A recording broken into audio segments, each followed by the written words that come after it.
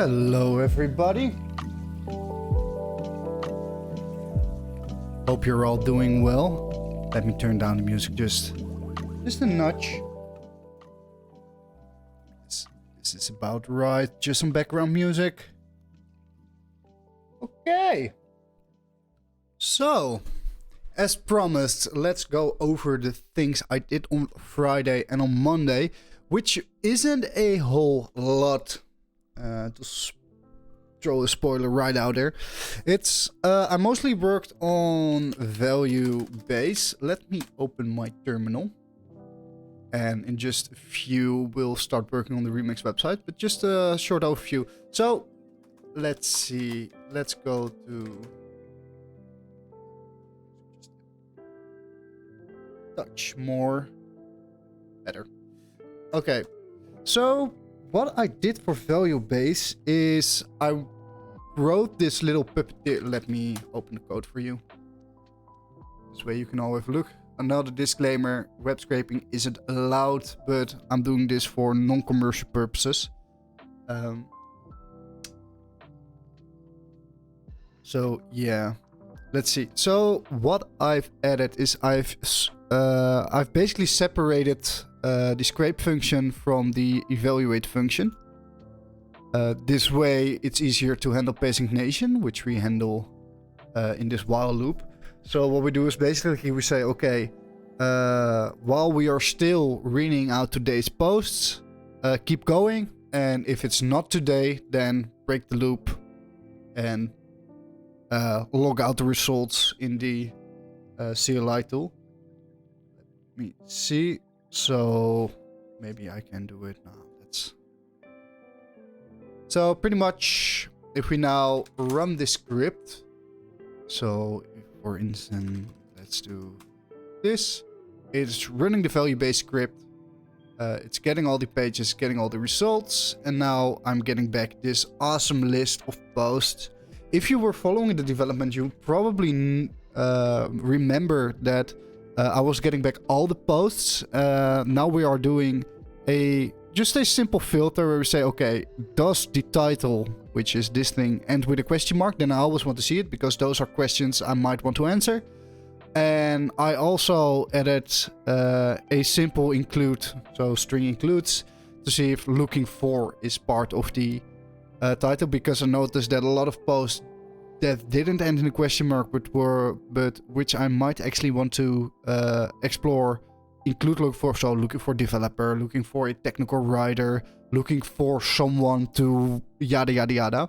So I want to include those as well. And after I implemented this little function, the whole value-based concept made a whole lot more sense, because believe it or not, this little script, which I probably coded in about a couple of hours, which was mostly invested in learning Puppeteer, learning how to work with, learning how to install Puppeteer on the YSL, on the Linux subsystem. Oh, let me drink some water. It's not bad. I think this will actually help me, and I might include some Reddit forms in here as well.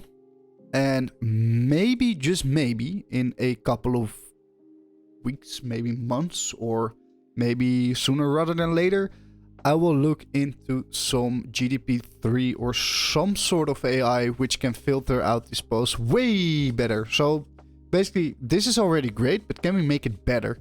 So that GDP3 only shows me relevant posts based on what I've commented on in the past, which might actually be a little bit dangerous. Maybe I just need to run this for like a couple of months, answer a lot of things, save it to a database, and then create a model which looks at all the posts which I commented on, and then returns like, oh, maybe this is a good post for you to comment on, or maybe this Reddit post is an opportunity for you.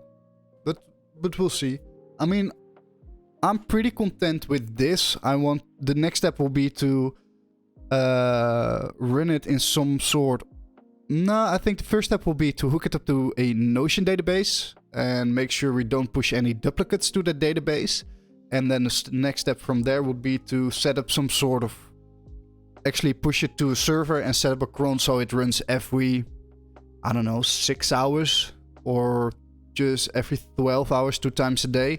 Pushes it to a noise database. Because when commenting on this post is probably be... It's a batch task for me. So just like an email, which I read once in the morning and once at the end of my workday, I will probably also do the same with providing value. So once in the morning, I will reply to some forum post, and then once before I stop working, I guess. But yeah, I'm pretty happy. For instance, if I look through this list, are business to business more difficult? I don't know. Are they? Maybe I can read... Okay, a 19-year-old whenever, yada yada yada. I can comment on this. I think it's pretty awesome. It's just such a... I think it's pretty simple. I mean, yeah, this regex might seem a bit complicated, but this was just a Google away with, okay, how do I remove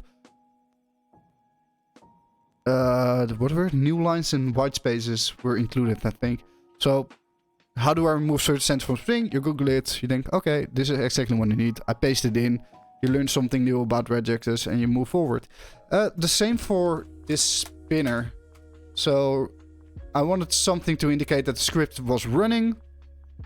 So I've included nano spinner, which was fairly easy to do, which then shows a check mark in all the posts. I wanted to make the CLI a little bit more beautiful, I guess. Or maybe... Can you call this more beautiful? More readable. I think more readable is a better way to put this. So I've added in chalk, which pretty much makes it easy to add some styling to your CLI scripts. Also, I want to welcome Dom to the stream, who also has a pretty cool Twitch channel. I noticed he followed me 6 days ago after a tweet I sent out. Go check him out. So, what else did I do on Friday and on Monday? I've created some to-dos for another project, 2 other projects for Liveboard. So if we open tick. So, okay, for Vibe, which will be my white noise application, which I'm going to build myself to dabble a little bit with the audio API. And just because I love white noise apps, I probably would replace the Spotify playlist that you're hearing now with some ambient sounds, which I think are awesome.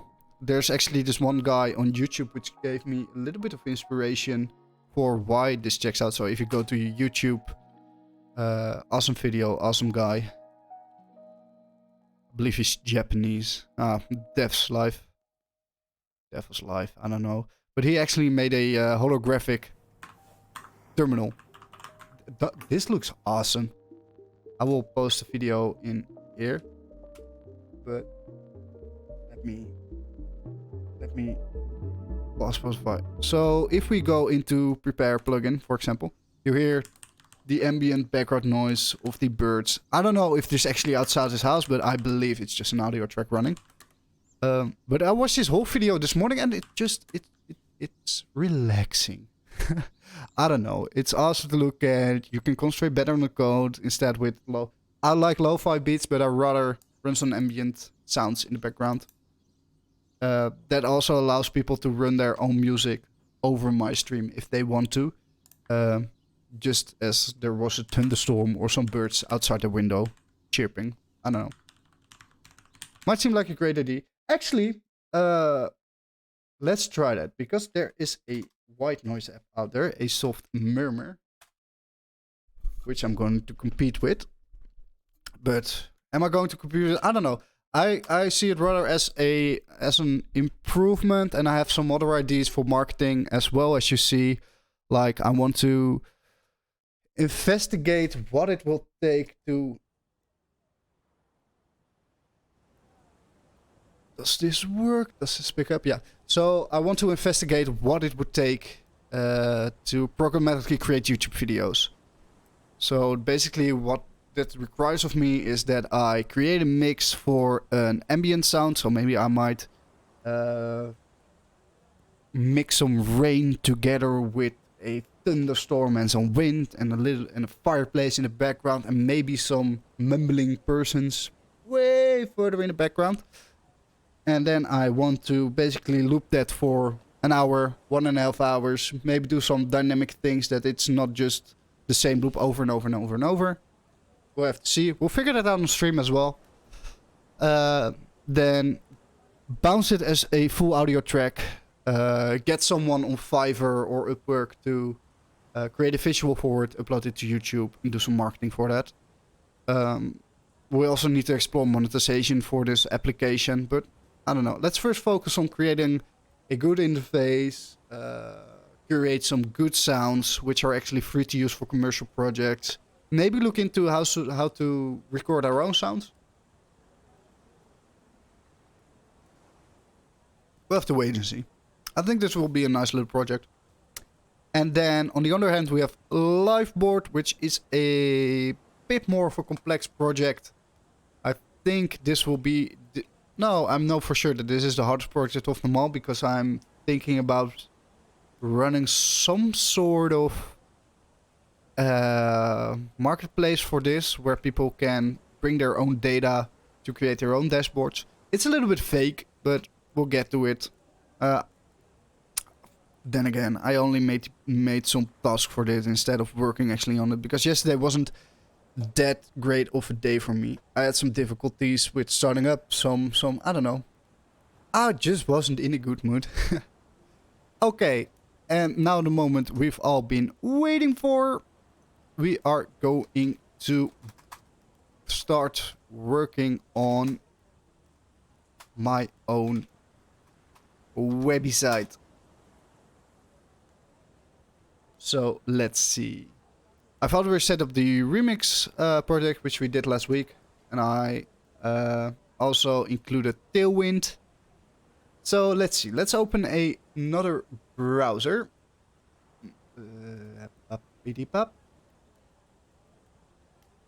And let's open the documentation for Remix. Let's open the documentation for Tailwind. Let's start up. Did I do this with npm or with yarn? npm. So basically, if you want to use Tailwind and Remix, there's a whole guide on Remix on how to do this. But let me show it to you. If you search Tailwind. Yep, they basically say, okay, you npm add concurrently and Tailwind, you do this, and you update the scripts. So it basically looks at the Tailwind files and the Remix files together. So it starts up the dev server for Remix, and it starts a watch CSS for Tailwind. You add a Tailwind file if you want to, which I probably did, right? Yeah, which I ignored. And then all is good, you can start hacking. Let's also open localhost. I haven't done anything to this site yet. Just to take you all along for the entire ride. This whole stream will also be up on YouTube at the end of the day. Or tomorrow. No, not at the end of this day, tomorrow. Because when I stop the stream, I have to quickly change. Go to my parents, have dinner, go to the gym. But if you go to YouTube... I don't know. Does this work? I don't think so. No. If you go to YouTube, then you can find my channel. Basically, I upload all the streams to this. And I've set it up in such a way that then I can more quickly upload videos. I just basically have to export the video, change the thumbnail, and update the title. That's about it. So each stream will be available the next day around 6 o'clock. So yeah, if you want to check out the whole development process or just skip through it, be my guest. Okay, let's also open Figma. I haven't made a planning for this. I'm just going to freewheel it. Just some relaxed coding. I don't know. I'm not in a hurry for this project. I just want to do it right. And I want to play around a little bit with Tailwind and with Remix as well. I mean, there isn't a big reason why I use Remix for this project other than I like the development experience I had last week. Together with that I will need to import multiple sources for the blog. How we will exactly handle that, I don't know. Maybe we'll set up a Notion database and copy over the actual blog posts into the Notion database and add a Chronicle link. I'm not entirely sure. That's not something we will get to today. We'll probably get to setting up the navigation, the basic styles, the fonts, the background, maybe the header. I won't create that much components, I guess. Maybe a component for the button so it's more easy to import. We'll have to wait and see. Maybe we'll create a component for the newsletter sign up, which also needs to be, instead of horizontal, also needs to be able to stack vertically. Maybe we'll make the footer. Maybe we'll look into this copy to clipboard thingy. I don't know. We'll wing it from here. We'll wing it.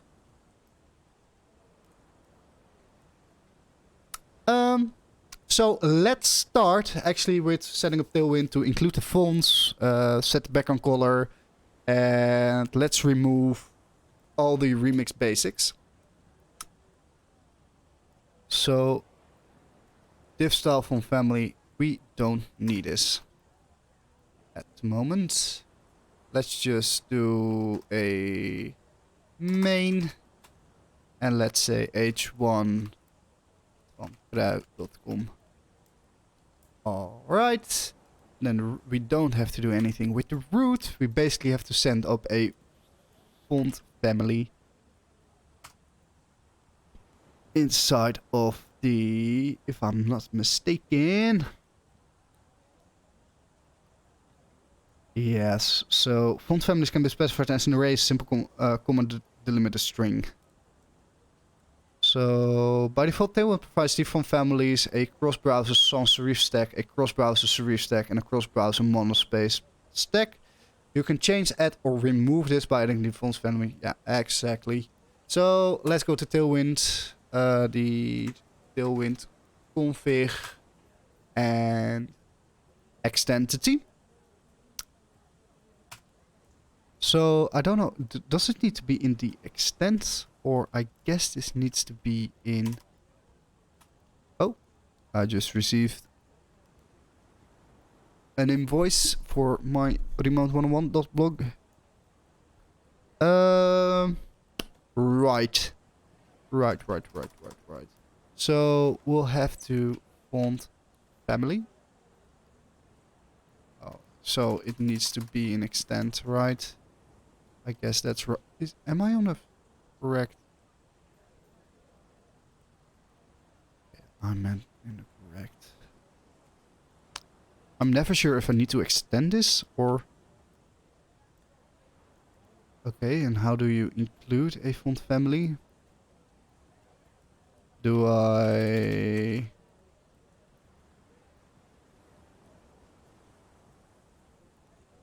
Extend font family sans...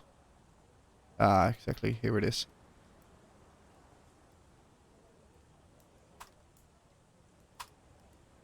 I don't need the...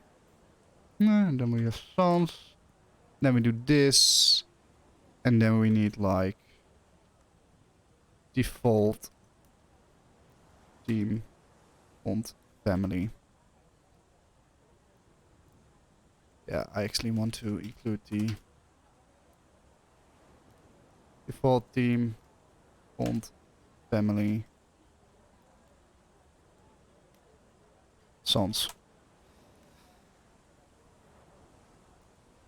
Expected a... Ah. Shite.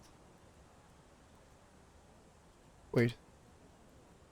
Am I retarded? Yes. Because it needs to be an object. Okay.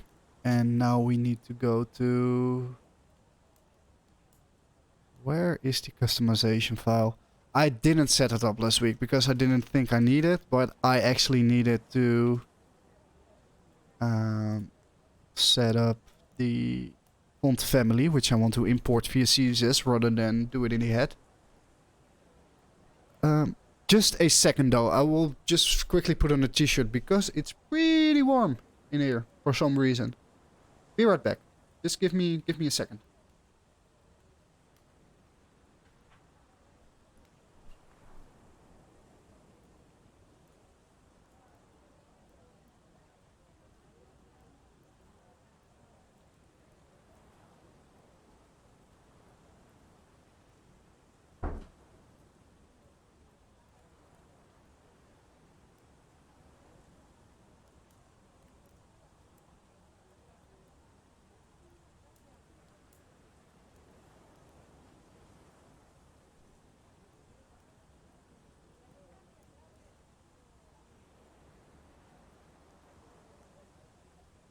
Alright, I'm back. Just have to put on a t-shirt real quick because I'm hot. I mean, it's hot in here. And I'm hot as well. Okay, I'm back. Hey, Pat. Yo. Yeah, it's going great, my man. Had a rough day yesterday, so that's why I didn't stream yesterday. But I'm back. Greater than ever. I had to deal with some personal stuff, which I dealt with. Yeah. I'm planning on Tuesday, Wednesday, and Thursday streams, but I failed yesterday. first scheduled stream week. So yes, so you'll be online. Yeah, exactly. That was the plan, and I failed. I finished my first project using JS. Nice. How did it go? Show me, buddy. Let me quickly go to the documentation for this one. Because I need to set up a Tailwind. Tailwind. For everything you need Tailwind for. Styling.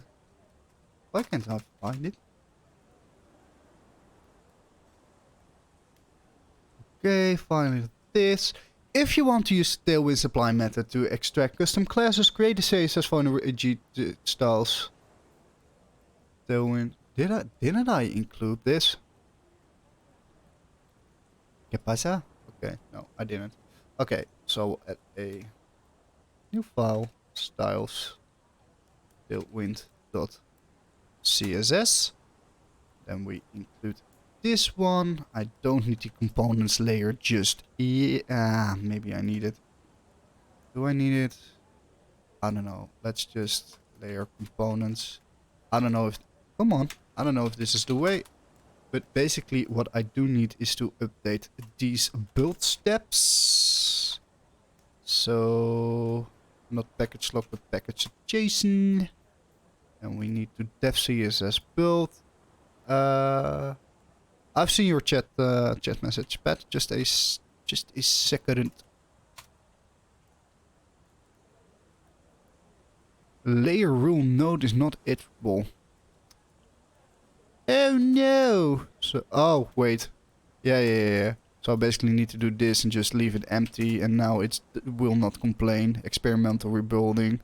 No utility class for detecting your source file. If this is exactly, because I haven't included shit. It's from Vercel. Hey, use Vercel, nice. Now I can click on it, and it's a nice little gallery. Nice, and I can download it. Nice. Great job, man. Responsive as well. Nice. Did you use a library for this, or did you create everything from scratch? Scratcherino.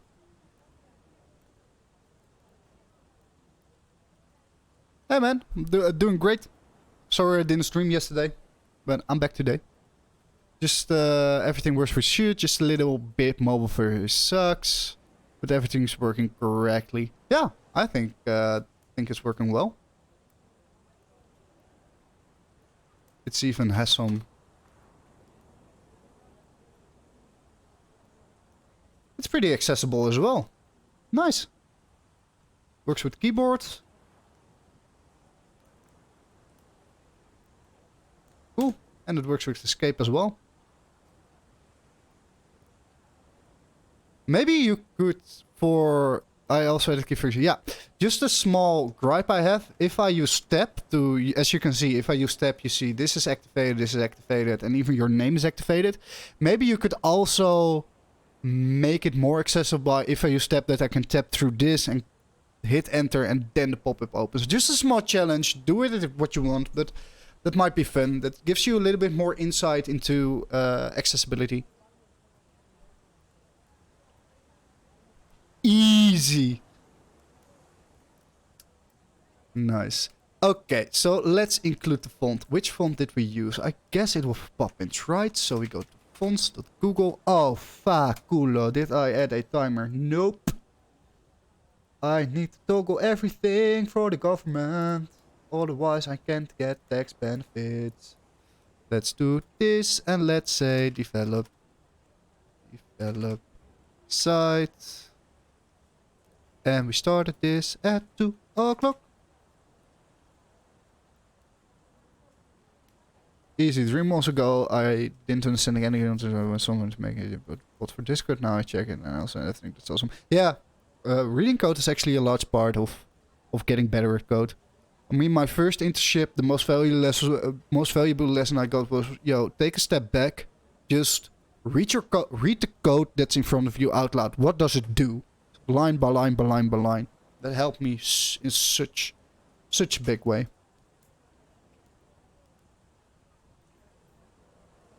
So let's see. I want to... Which ones do I need? I need the semi-bold. I know I need the medium.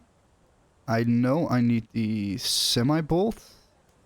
I might actually need medium italic. I don't think I have... I mean, this is... This is medium...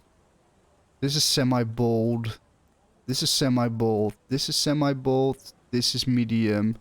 This is medium. This is medium. This is medium. This is medium.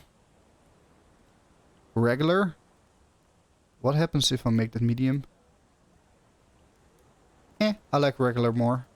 So let's go to this and let's say regular. Import thingy. Let's import here. And now I can say my Tailwind configs, I want to use Poppinarino.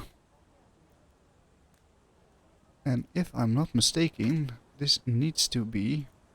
Maybe, yeah, now it's Poppins. Yep. This is pretty much it. How did font weights actually work in font weight? Do they use names? Yeah, so if I make... Let's go to the index and see if this works as expected. You can have font medium. And now it's medium. Font semi, bold. That's not correct, I guess. Oh, it's just not capitalized. Semi bold. And that works as well. Regular. I don't need... Maybe. I don't... What's the default? Puppety poop.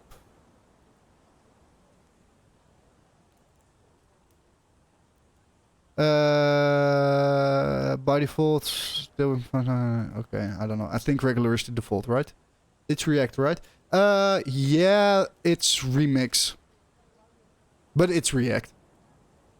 It's more like you have Next.js, which is awesome, and now I'm building this in Remix because it's the new kit on the block. No, it's still React, but it's Remix.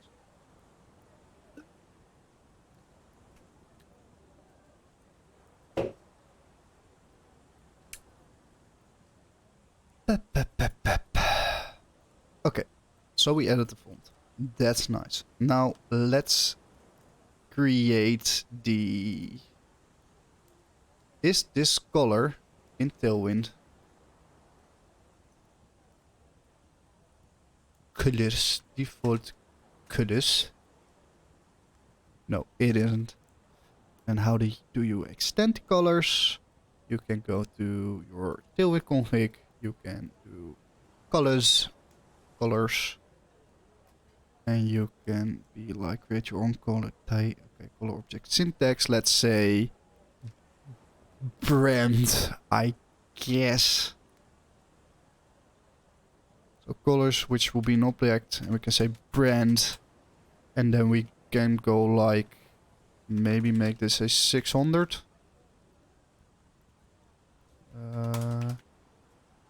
I don't know. This feels like a 600. And then we can go to roots. And then we can go to body. And we can give this a class up. Name of BG brand 600. Nice. Okay. And then can we set the default font color? Font color. Text color. Change the opacity. Hovering. Regular blue.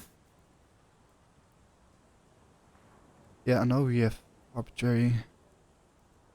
But I want to know if it's possible to set a default rather than setting default on the body. I guess not. So then we can just go text white. And that's about it. Can I use Tailwind in vanilla? Yeah, you can use Tailwind in vanilla.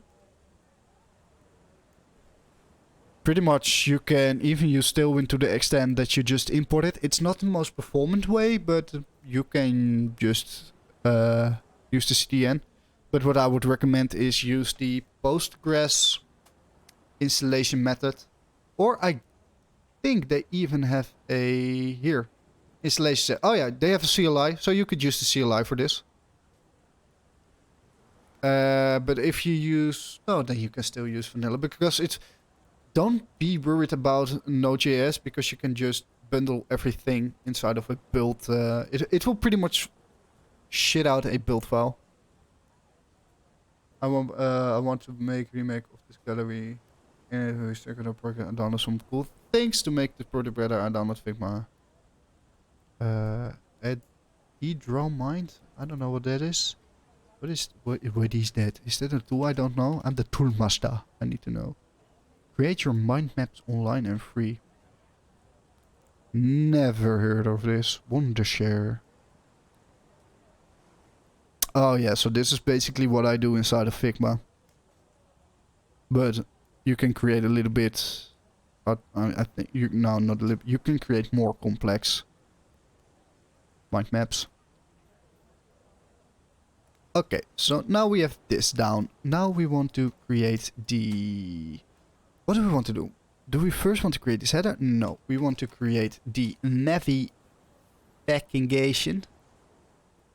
So where do you put the components? Is that a convention in Remix? Components.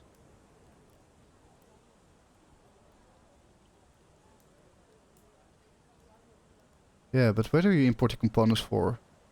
So basically they do this from the root and then components. So they don't do this in the app, they do this in a separate components file, directory. And let's create a navigation component. And inside we'll create an index.tsx, because I'm also dabbling into TypeScript for this project. We basically don't have to include anything. Let's export default function navigation, for which we don't have any props at the moment. Let's see. How do we want to do this? Do we want to use grid or do we want to use Flexbox? I think Flexbox is fine. Basically, we will... Let me create this little rectangle thingy, or maybe I can... Yeah. So basically, if we have this, I can make this a div, and I can make this part... Oh, this part a div, and then just justify between. Now, the only thing is that I didn't make a mobile design. This can pretty much all stack on top of each other on mobile, even the footer. But we need some sort of mobile menu, which I'm not going to be bothered about just yet. Maybe we'll just start with, no, but you have to build a mobile first. Fuck you, I don't have to do anything the way everybody is doing it. I'm just lazy. Let me just set up this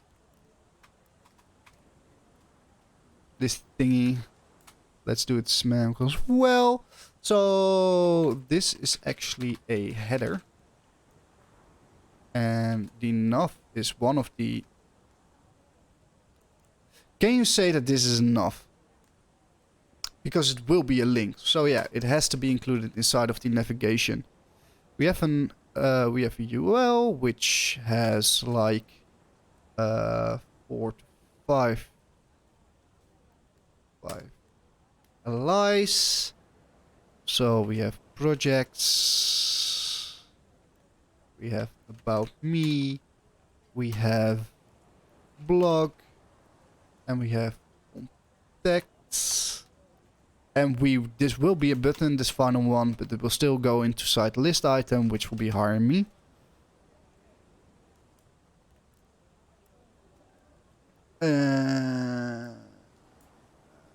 Okay, so that's an unordered list. Then we will make the logo. Will we make that a button? Because pretty much it is a button. Or is it a link? I think... No, it's a link. Oh, shice. How do you do linking in links? Because Next.js has links. The link component renders a standard anchor tag, meaning that it gets accessibility behaviors from the browser for free. Remix also provides a nav link, which behaves the same as a link, but it also provides constraints for a sister technology when link points to the current page. This is useful for building navigation menus or breadcrumbs. Exactly what I need. Okay, the link component, and then we have nav link. It's a special kind of link that knows whether or not it's active. That sounds exactly like something I want to use. Nav link from Nope Remix. Does it need a type? Active style? No. If active is active style. I don't know. Let's not be bothered with it just yet. Let's just say nav link projects to projects. I don't know actually if it will accept a link to the same page, but we'll see. Let's just copy paste this a bit. Blog will actually go to a separate page. So this will go to blog. This will go to slash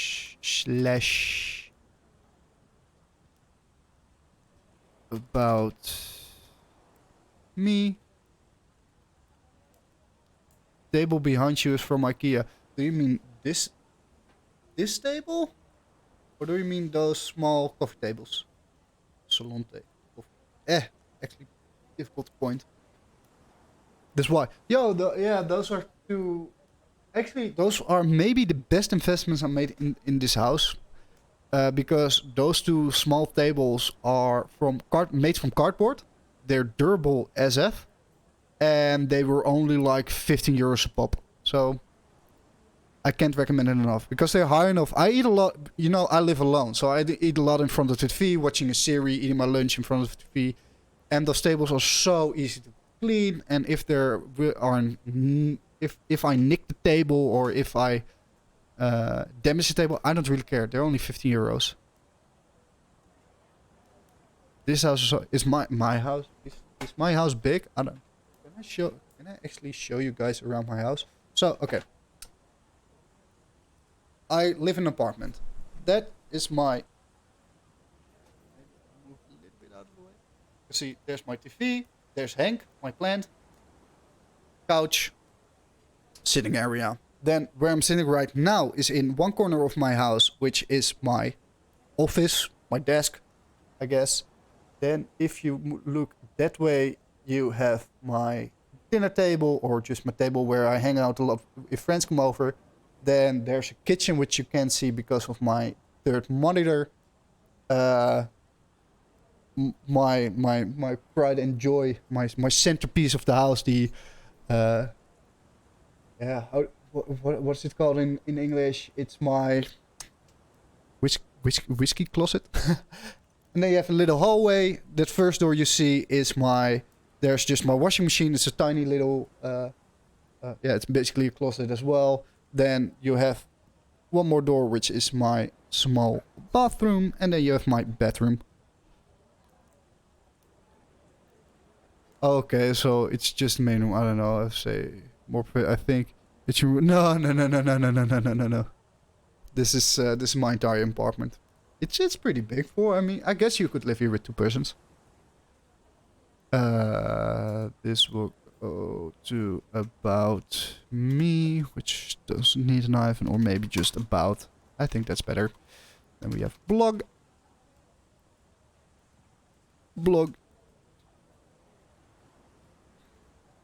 Oh, not command X.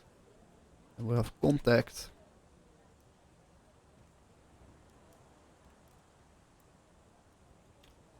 And then we'll have a. Will this be a button, or will this also be a nav link?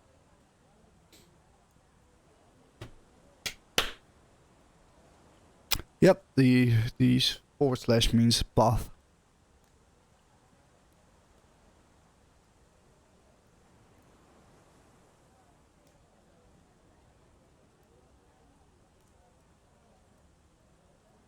Oh, this is a great idea to just grab a bottle of water. And this will basically be a button right.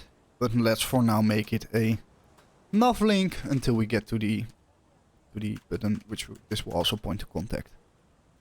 Okay, so what did we end up right now? With nothing! Absolutely nothing!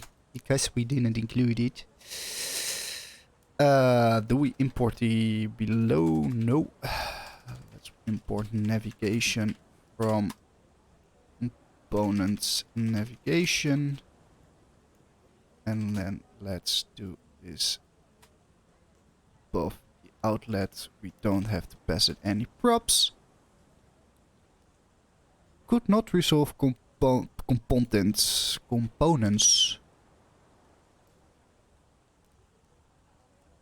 Could not resolve components.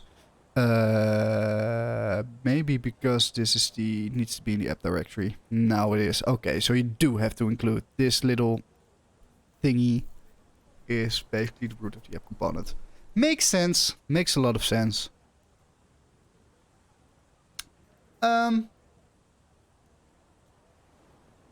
Let's see.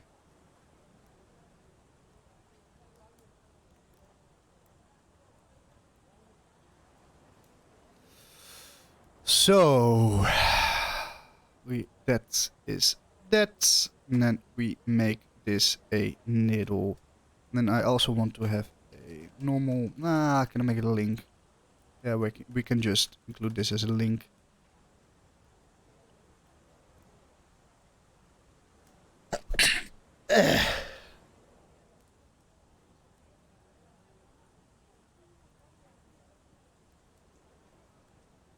Do we have an image component just like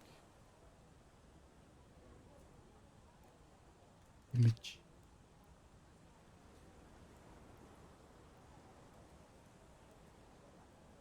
Okay, so it doesn't have an image component just like in Next.js. Is that sad? No, because I always have a battle with that image component. So let's just do an image. Let's like grab this, export it 2 times PNG. Let's make it a profile.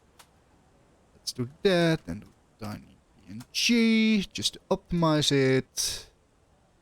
Ba-ba-da-ba. Hey, this used to work. Yeah. We can even make it smaller. We can do it like this. Then we can do it public. Like this. Pasa. Oh, shice. Why is it square? I don't I don't want it to be a square. Okay, let's do this again. Okay, let's call it logo. I don't give a fuck, mate. Let's do this. Let's do this. Better. Profile. Okay, let's just call it logo. Let's just go. Yes. And this needs to be public. Replace. So if you want, you do like profile. Application error. No. Public path.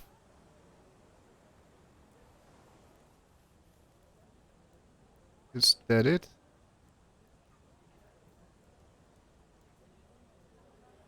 This is where the static assets go. Okay.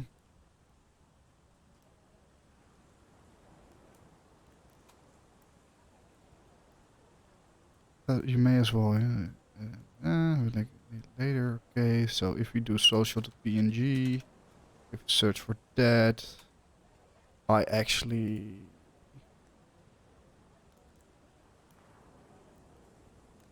Am I? Stupid. This should work, right? Link. It does. Oh, maybe because it doesn't have a tool. So that's why it's crying. Yeah, that's why it was crying. Hello.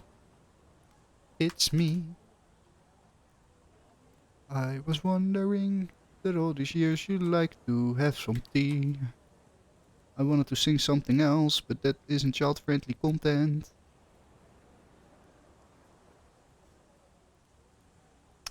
Okay, so we basically have this link, and then in this link we have like a little, do they call this title, do they call this just text? Or heading? Which one? Let's see. Disclaimer, I've used Tailwind in the past, but this has been a long time, so I basically have to look up everything. From how to make a simple... Oh yeah, I'm thinking of Chakra. You can just do like H1. Is this an H1? It's only a logo. Does the title of my website needs to be an H1? No, it doesn't have to be that. We can just basically get away with a spawn or a div because it's more a visual thing. This actually needs to be the H1 of the page. This can just be a div with 2 spawns, I guess. Yeah, let's just do that. Or, yeah, it has to be a div because then we can align it. And then we can do spawn krui. And we can have another spawn, which will be the arch, which is the name of my company. Okay, what do we enter here? Okay, then we can say class name flex, I guess. And justify between. And then we can say this is class name flex. Okay, we also have to put this inside of a container, which we probably have to do in the root. So let's do this container. And move the navigation inside of there. There was a small thing with the container. Container.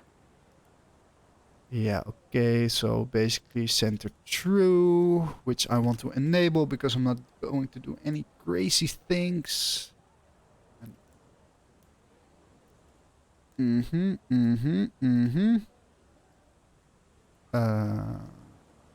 Okay, so why doesn't it want to work? Is it because, yeah, it's because it's too... Right, okay, now it works. Cool.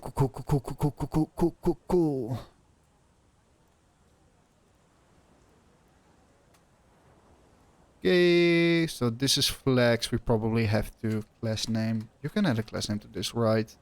Flex, and we can also make this. Or maybe there is a stack Maybe that's better.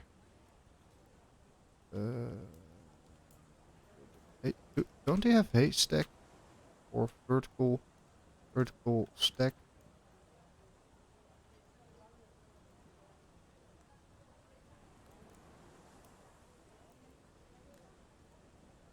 No, I basically have to do that myself, I guess. Okay, so they do have a space function, space x and space y. That's nice because we can use that like in here, for which we used a 32. So that's a space of 2 rem, which is space it's y, space x8. That seems about right. Then we have all these nav links. Maybe I have to create a component for that, so we can do like const primary link is basically this needs a path and a title, which is a string and a string.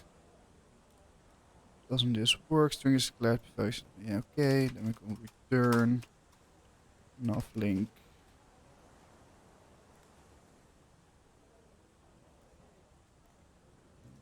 Title to path.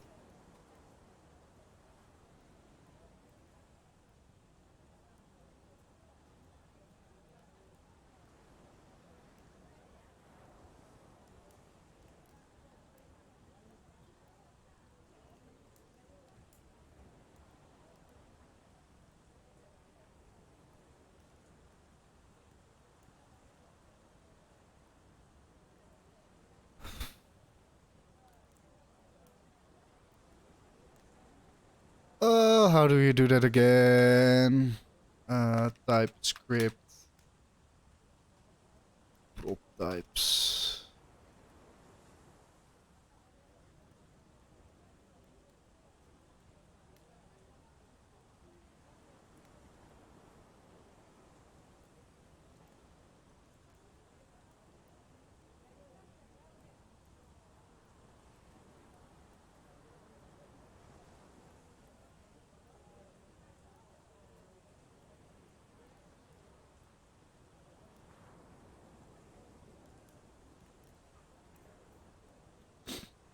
I don't want to use an interface though.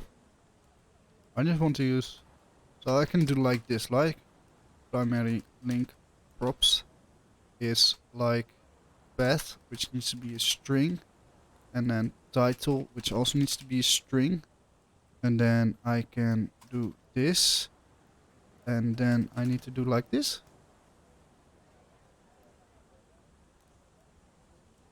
Oh my god. Okay, this is just something I need to figure out once, and then I can static.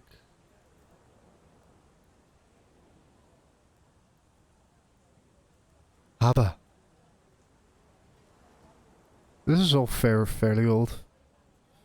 TypeScript React component. Yes. Yes, good. Good. That's exactly what I needed. And I need to place it here. And now it works. Woohoo! I'm learning TypeScript as well. Okay, but why doesn't it work? Primarily, pets. Because it needs to have a title. But I want it to have a children. Children. Which for now will be type any. Because we need to do this here. And then type script react children type. When was this released? Okay, that's pretty recent. Children, what's the prop? Yeah, is X element. Let's try a 6 element children is required at the moment.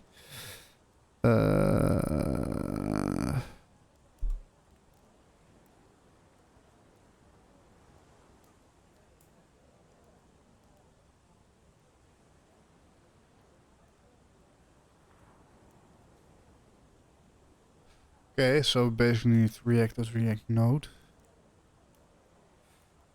Import React node. Oh, React.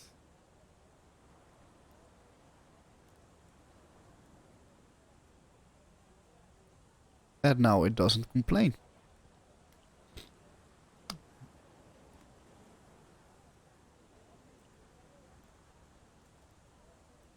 And this is what is called the... Okay, they use JSX element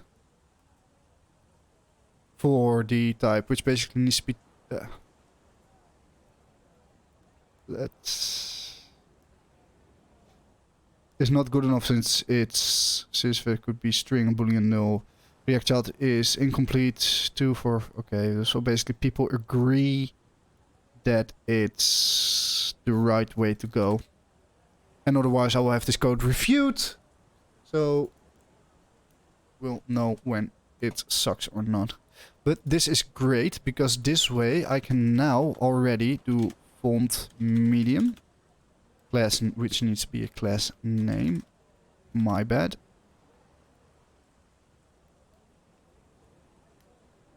Because this is medium right. Oh, it's semi-bold even. And it has a font size of 18, which is 18 divided. Oh, yeah, 16 is 1.125, which is text size 1.125 is text LG. Text LG.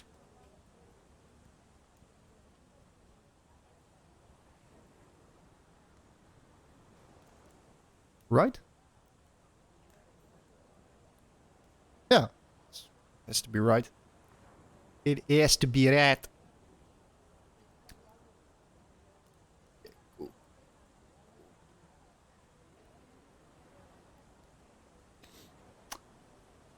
So now we have the navigation. We of course have to make the image a bit smaller, which has neither 48 to 48, which comes down to height.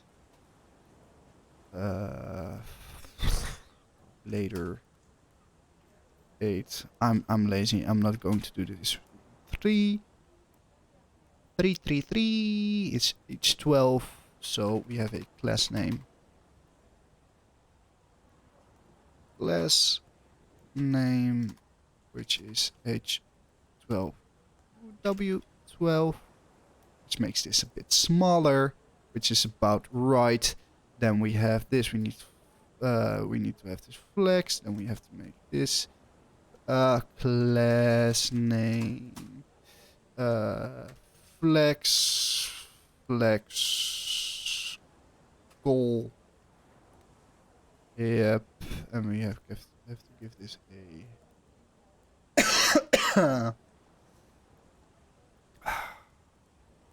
I can pretty much just keep up the calculator. 10 divided by 16 is 0.625. Is that in there? Margin.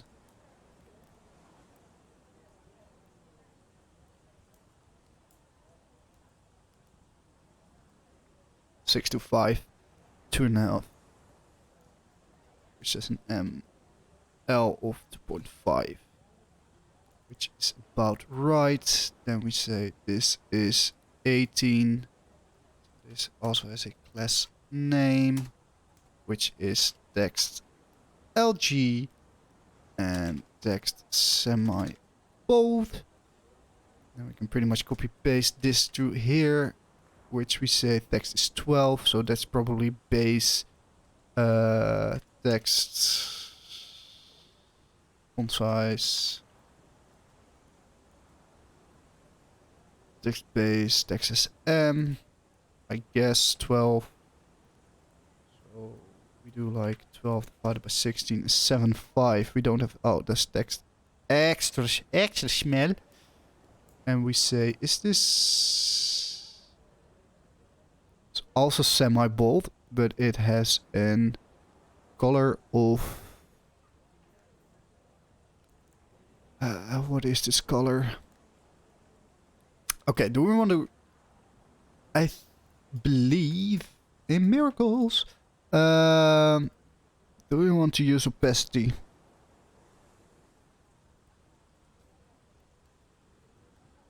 Yeah, let's just give this a text. And then, what's the opacity? Opacity 0.5, opacity 50. 50. And then we pretty much want to... Oh. No, fuck off. Line height. No, line height. I want to set a higher. Flex justifiably. Line. Center.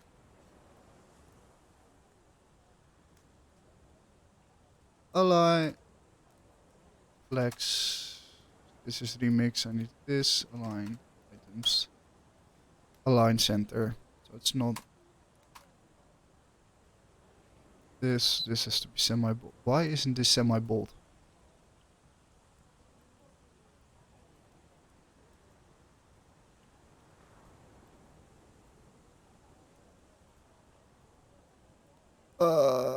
Because this is not the way. It has to be font semi-bold. I'm always getting confused by font versus text. Okay, now it's about right. The only thing that isn't right is that it's as an MB. Needs an MB of 0. Line. Needs some lower line height. And I think it's leading non. Yep. And now I'm confused why this isn't align center. Display flex align. Did I align?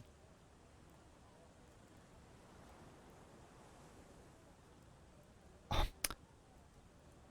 It's not align center, it's item center. Okay, cool. This seems about right. Then we also know that the navigation has a 16, so I believe that is 8, so it has a PY of 8, PY of 4. Oh, you know what? It actually tells me in the intelligence that it's 1. Nice. This seems cool. But does it check out? Because now that I'm seeing this in the browser, I might actually like to double this. Maybe not. Maybe not. We definitely need to have this a border. Bottom. Bottom. I could write this so much faster with basic CSS. Why aren't you using CSS then? I want to use more Tailwind because when I get the grasp with border base to grasp it, I think I might be way more fit. And it's just plain easier to style components this way. I think it's more readable as well. People can get more easily along with the project. The theming is nice. The defaults are nice. Shite. Now we don't.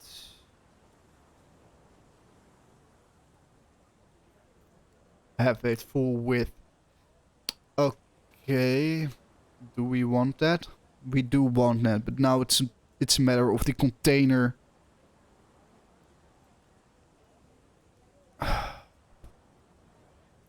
Okay. Do you want to have the border bottom in the container? In the... Am I going to be bothered about this? Nope. I'm just going to remove the container from here. Is it the best practice? No, you probably want to give this a little bit more customization, but I don't give a damn. Container. And then we use this, and then we go all the way down. close the div, then we save it. Now it's in a container, and now we can do like class is border bay. What was it? 2? 2. Border bottom 2. And now it's right, and now we just say border bay. And now I'm confused. Oh, that's not something I want to do.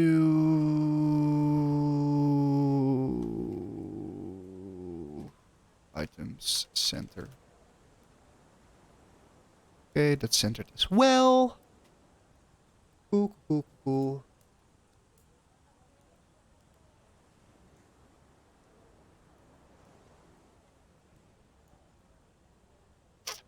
Why does it always look much better on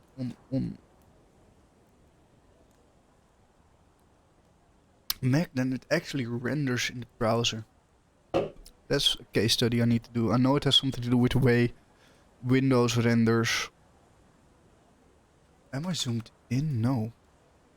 Why does web text look so bad on Windows? Let's figure it out together. How to fix jacked poor quality font text on Windows. If we stick CSS in front of it.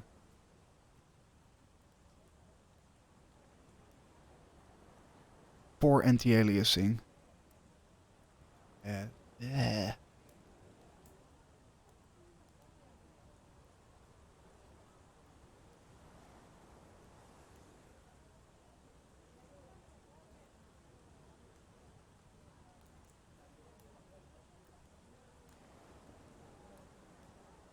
I like this.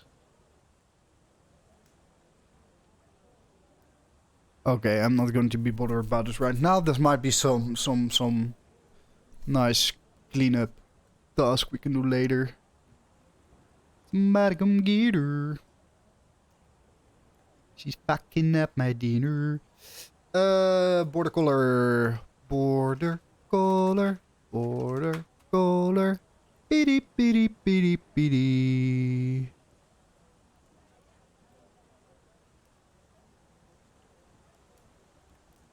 Do we have something like border opacity?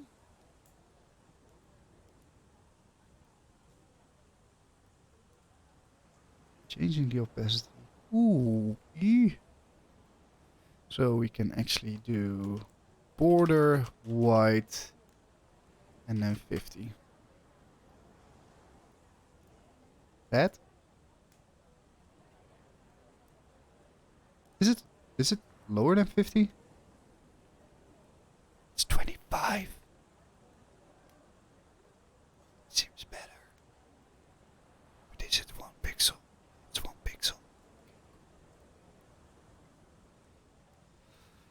Seems about right. And that means that we pretty much have none. This also needs leading none. Yeah, way better. Now God damn it, Windows. Okay, this is basically a font issue where I want this to be a little bit. So can we do a negative margin? It's not the way to go, but it's a way to go. This is not the right documentation. Negative margin. Using negative values.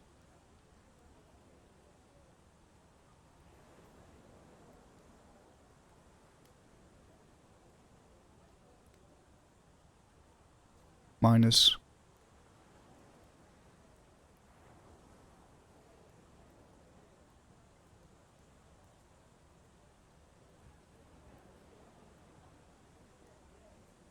This is about right. Okay. You're so fast at this. Am I? I feel pretty slow at the moment. I don't know. I'm just a little bit rusty. I mean, I haven't done these kinds of projects in what? About 6 months? I mean, I've built a WordPress landing page, but mostly I've been just coding small prototypes with a bunch live in the terminal.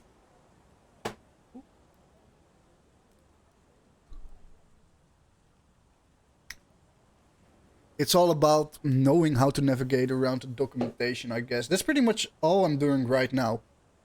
I mean, I have the HTML basics down, so I know what I'm doing, but...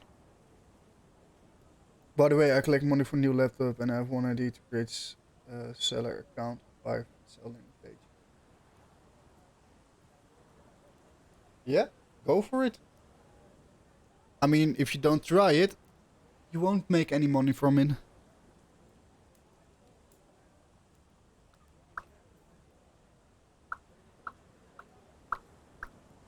Am I bothered with creating the mobile navigation right now at this moment? Nope. Nope, nope, nope. Let's first make it. Let's make everything and then come back to the mobile navigation. Because I actually might want to design something in Figma later. Let me think about this. This is smart. Will it bite me in the ass? No, it won't, because it's just a component which we can look at later. Yeah, we will do that later. Why do we have double projects? Because this needs to be about me. I am not liking the 18.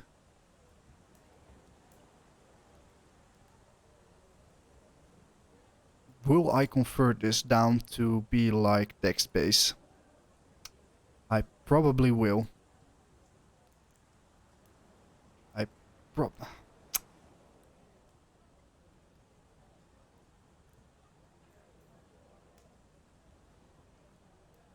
Yeah, no, but I don't have such a good portfolio. I will sell for in one section of videos, for example. I don't have portfolio. Yeah, I think just you know, you have like front end. What was it called? Front end test. Front end example projects. All right. Practice. Yeah, this one. This one is pretty good if you want to practice. It pretty much gives you, like, if you go to view details, it gives you an image of what you need to be able to build, and it also gives you the colors and typography and also some resources on how to complete this task. So I would encourage you to do a couple of these, or maybe do them all, and after you finish doing all these landing pages, you are pretty much ready to build whatever. I mean, then from there, it's like you will be able to build landing pages for anyone from any design. And if you learn Next.js or React or Vue or Svelte or whatever the F, I need to save some booger. Yeah, you need it. Do that. Let's see. We have primary link props. But from there, I think do that. Code everything with just plain HTML, CSS. Maybe you'll sprinkle in a little bit of JavaScript to make some things interactive. Like, I don't know.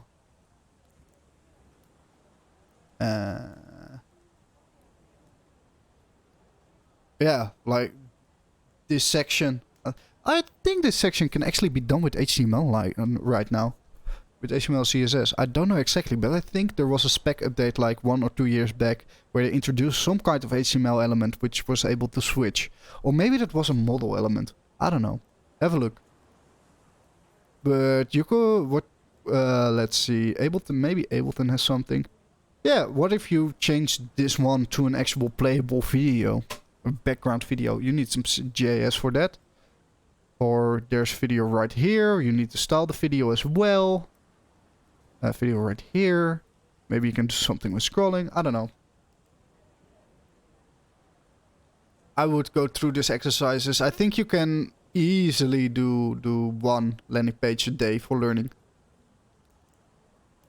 These aren't that particularly hard. I know Monster Cat page is pretty hard, but maybe skip this one.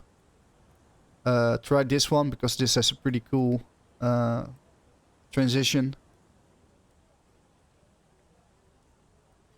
This is also a pretty good one to fiddle around with manipulating images. with transform. This is also a thing where you can use JavaScript to toggle the things. Again, something tells me that this might actually be able to do in HTML CSS now, plain HTML CSS. I don't know. Just some tips. I think they're pretty cool. This one seems... Yeah, this is a design that seems very easy to do, but actually is pretty hard because nothing is aligned. This is centered. This is a bigger container. The image needs to overflow this section. There needs to be a little image on the right of that as well, which needs to scale. Add to wishlist, boy digital. This needs to be aligned with this. This needs to be aligned with this, I guess. Gallery, which you already made. Then a little table, which needs to be aligned with this, which needs to be aligned with the two things below it. And then you have this whole scroll thing. And I don't know. Maybe do the Nintendo one first. I think that requires the most front-end thinking, I guess. The Ableton is pretty straightforward, just some images. Or maybe that's on purpose, that they are in the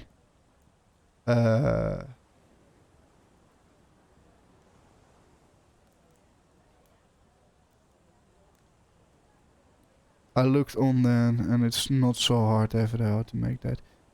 Which one? The Nintendo one? I think you might be in for a surprise then. Because if you look at this one, these kind of small things are... I mean, it's not crazy hard, but it's hard. Like, this needs to be lined. Probably I will use grid for this. Like 1, 2, split it up in a row. And then you have these kind of things, that this needs to be aligned with this, but then this is aligned a little bit different. I don't know. You're up for the challenge. That's something that's for sure.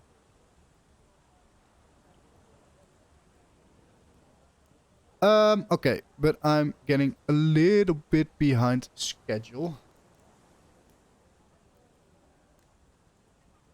Let's make a freaking button component.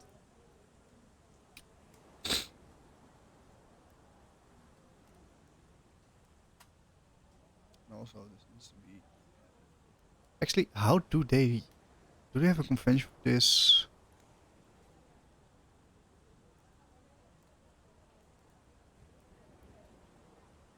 Yep. This needs to be capitalized. My bad. I'm a bad developer. Yes. Do that for me.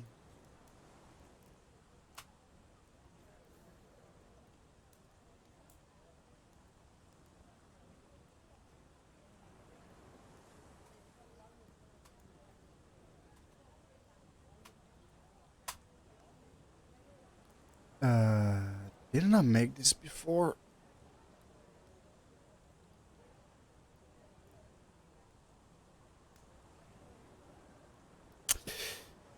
Basically, you want the button to either be a link or a button. Actually, yeah, no, we need to be able to have a button for the newsletter sign up. Okay, so if it has a 2, I mean, don't I have this already in a separate project? Let's just go through GitHub for a bit.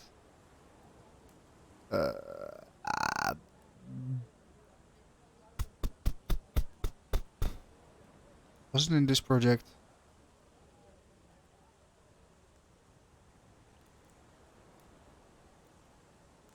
Where you at? Where you at? Where you at? Where you at? Where you at? Where you at? I want to ride my bicycle. Nope. I actually don't think we have it. I think this project used Chakra and Oh, we do have a button. Woohoo! Haha! Yes. So basically do if link URL. Yeah. Okay, so we have a title, we have a link URL, we have a size, no. We have a handle click, that's one we need. Then we can also link as external. Do we want to include that? Yeah. Yes. No, let's not prematurely optimize. And we don't want is back, and we don't want is disabled because no button will be disabled. And then we can go like, okay, if link URL, we can do a import link from remix. Then we can do like link. And we can do like to link URL. I actually need to set up the props. And then we can do title. Absolutely need to return this motherfucker. We can do like this. We can, import a button. We can on click. We can handle click. And then we can also include the title right here. See! I can do like this, and we can like button props. And then we actually have to figure out title will be a string, link URL will be a string. We don't have to make it any more difficult. Handle click will be a function. TypeScript function type.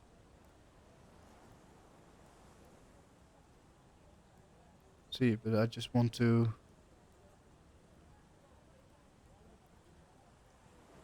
Que pasa? I just does it need to be void or does it need to be function? Everyday types. Nice. This seems about right. String, number, boolean, any functions. I want to pass a function. No.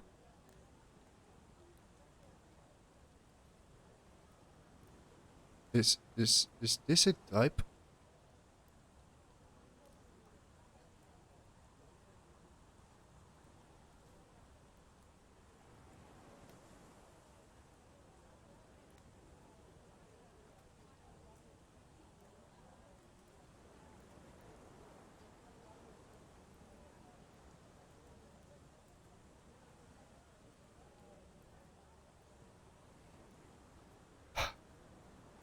Then this needs to do a void, I guess.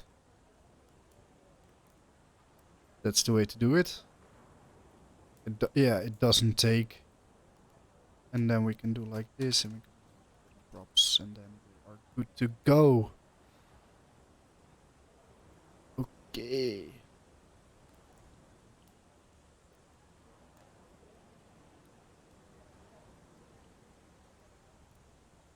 Oh, are you serious? Do we also need to prop that one to say this is a react.fc is... Nah. I don't think we need to do that. Or do we need to do that? No, it's already a JSX element. I don't know. Maybe people will start complaining. And if they complain, they can complain. Okay, but let's continue working on the button. Because a button will have a style. And then we can go like const button styles. Let's lekker talk, even lekker Dutch, hey.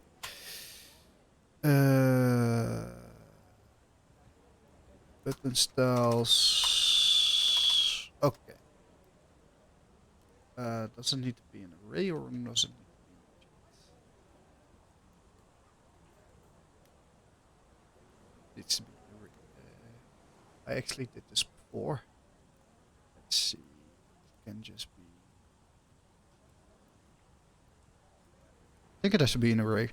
And then we can like use this notation. dot, dot, dot, to...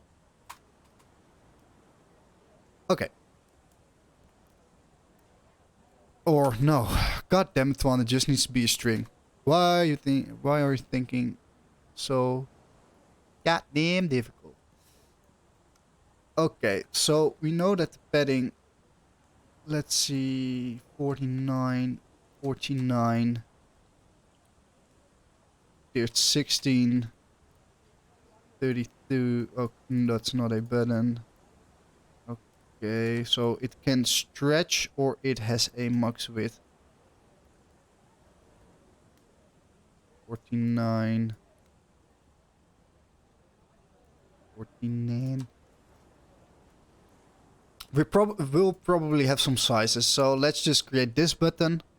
We will also have a variant. So type button variant is either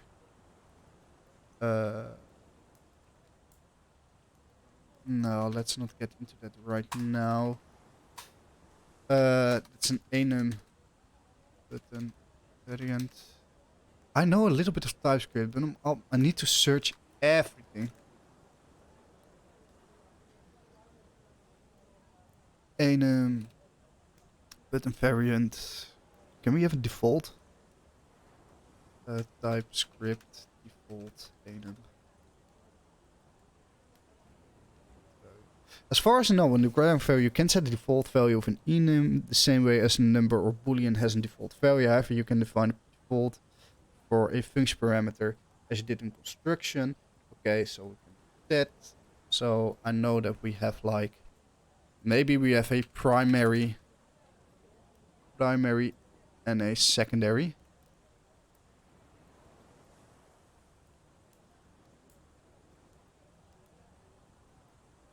Secondary. And then we can do like variant. We can like do this. And then we can do like variant. But how will I TypeScript type default?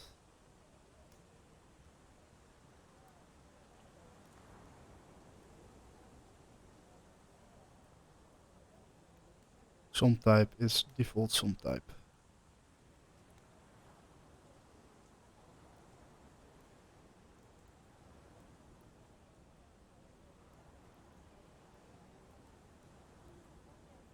Yeah, okay, that makes sense. So we can pretty much do it like there was a way to do this. React prop default. Yeah. Just give me the sauce.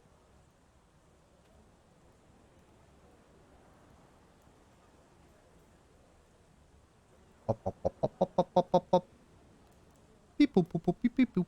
Where is it? I don't want a default prop. Default some type, some other stat. I think it was this. Then we can go like primary.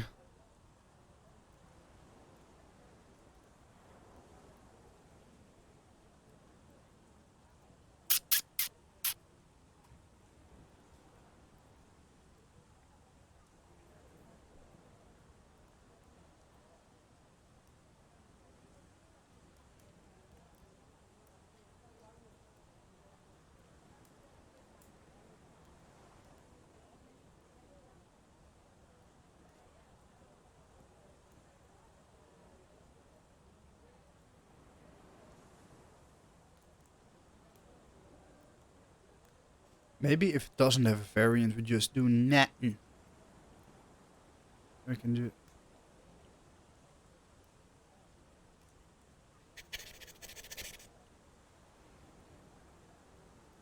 Choices. There are like a million ways to do this. But I can also... yes. We don't actually need to set the default. We can just do this.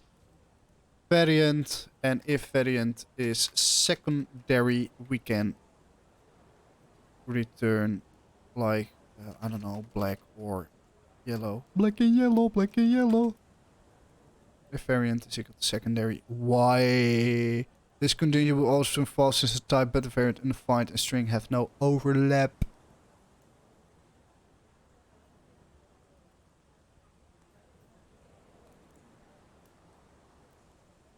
See. This could also type button variant and defined and string have no overlap. ¿Qué pasa?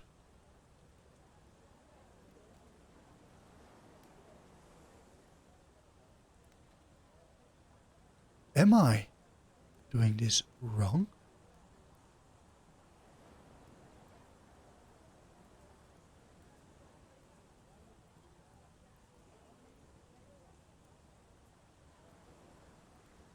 Yes.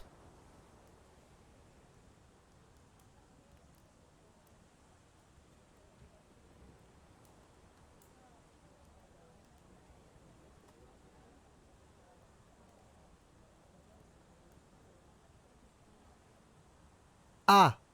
What the? Ow! Okay, cool. Ah, Jesus.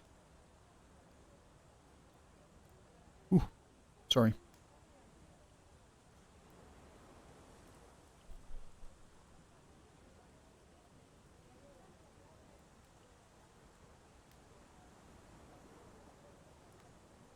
Type my enum is up, down, left, right. My enum.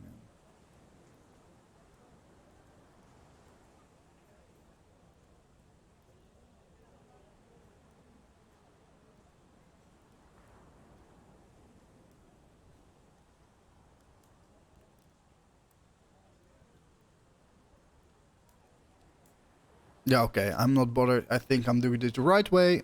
If not, then a code review will bite me in the ass later. Button style. I actually want to do this as an object.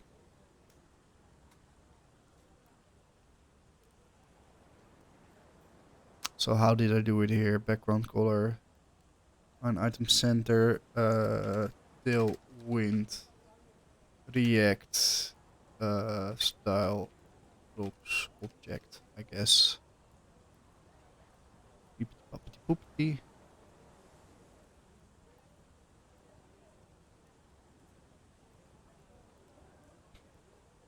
How do they do this? How do you do this? Okay, I guess they don't. Fuck. Does it need to be an array then? But can you do like this in array? Oh, my coffee's here. Be right back.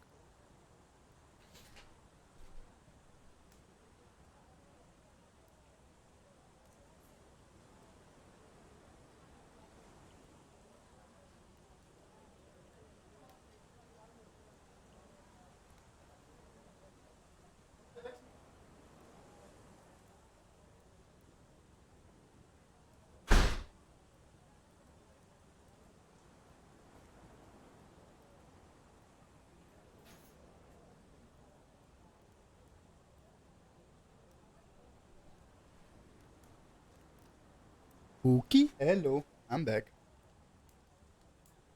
Coffee. Can't live without coffee, my dudes.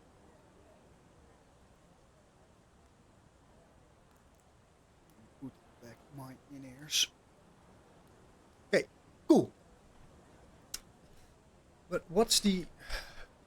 I mean, I'm always. I think the thing that holds me down or costs me the most time is that I'm always worried about. Okay, how do people do this? What's the convention for? In this case, applying a string or an object or whatever they have to dynamically load in the button styles. Because I want to use some conditions, like if variant secondary, we might want to show a different background. Is an object? I don't know.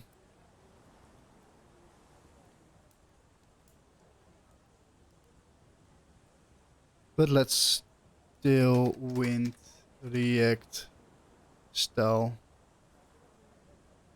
string style object.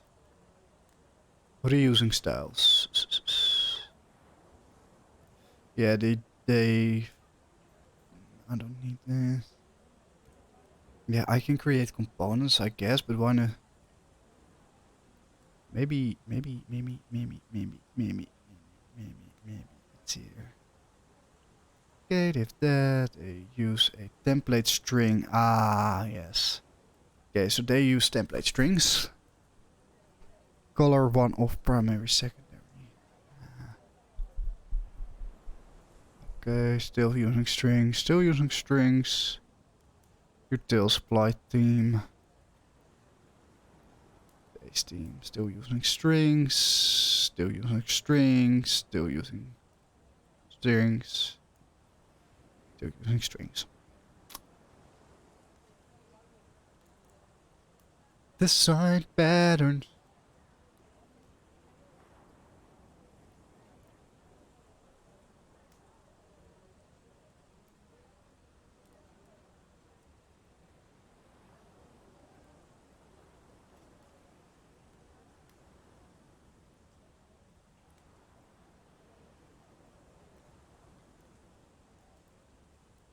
Yeah, this is what I was worried about. At first glance, this looks correct. In fact, it would render the correct class and work to find the film. However, if you build this in production phase, you will notice these styles are missing. Exactly. So how do we forward this? The easiest way is also ensure when writing table class in code, the full class name is there and it's built isn't built dynamic. Therefore, using the above example we get. So border 2 if error. Exactly. Okay. So that you will use template strings, but you just won't. I mean, okay, so they use class. They use a sort of approach with a constant, and then classes. Yeah, sure, I can get behind that. I mean, it's definitely one way to do it, but I might actually be more interested in doing it.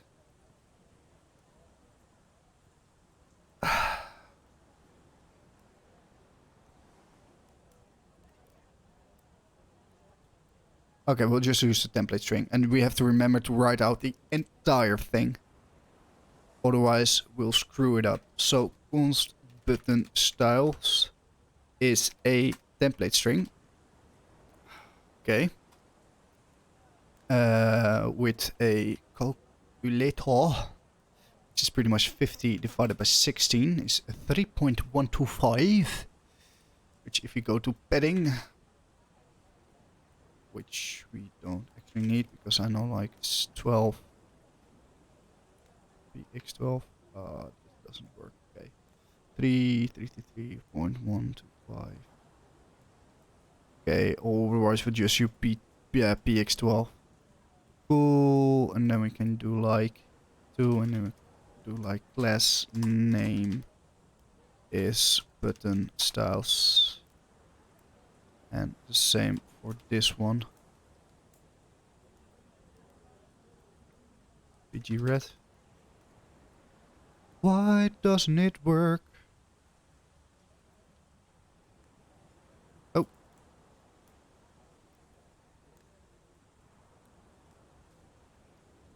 Because this isn't a button, you fool. Okay, so we have to import button from components button. And then we change this one. And we say hire me, or we don't even have to do that because we can say title. Do we want to do this? Because this completely eliminates the ability to insert an I. We don't need it. No premature optimization. Just hire me. Then we have is what kind of is missing. We need a link and link URL. Link URL is -contact, and that should be about it. What is it complaining about? Handle click. Handle click is. This is actually. It doesn't. How do you say that? Type script require one of two types.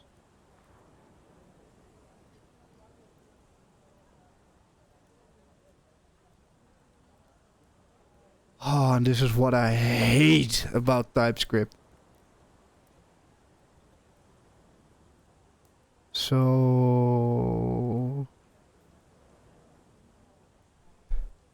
interface from menu item, component, any menu items, component menu, or click menu. So basically, what you do is you define like type button is like, I don't know, it does have a title, and it might have a variant. Title, which is a string, and a variant, which is a button variant. Okay, and then we have a type button link, which has a link URL, which isn't. You have a type button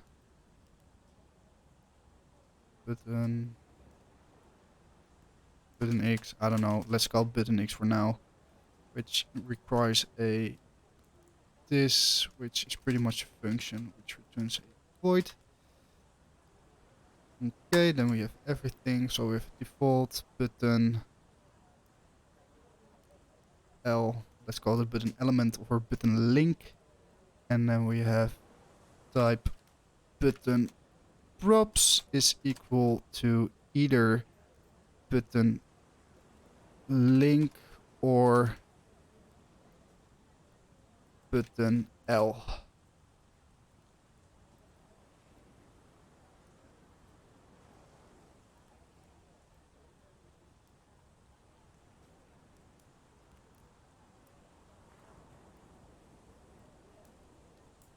Extends.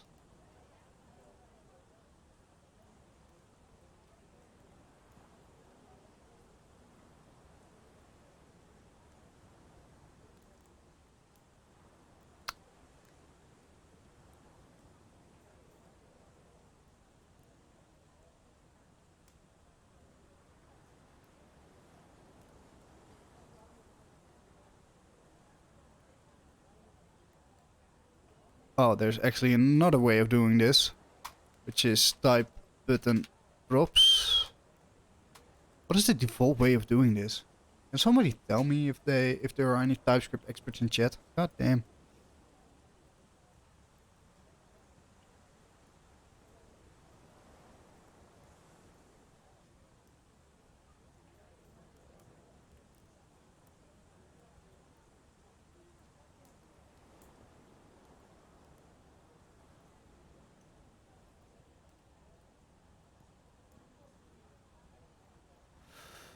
Okay, I think the first one was pretty solid.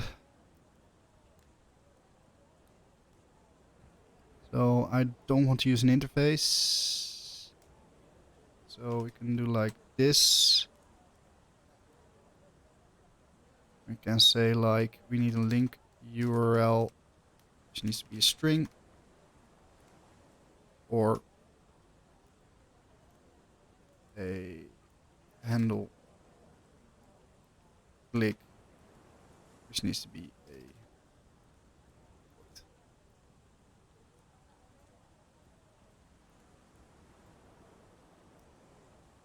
Why don't you work?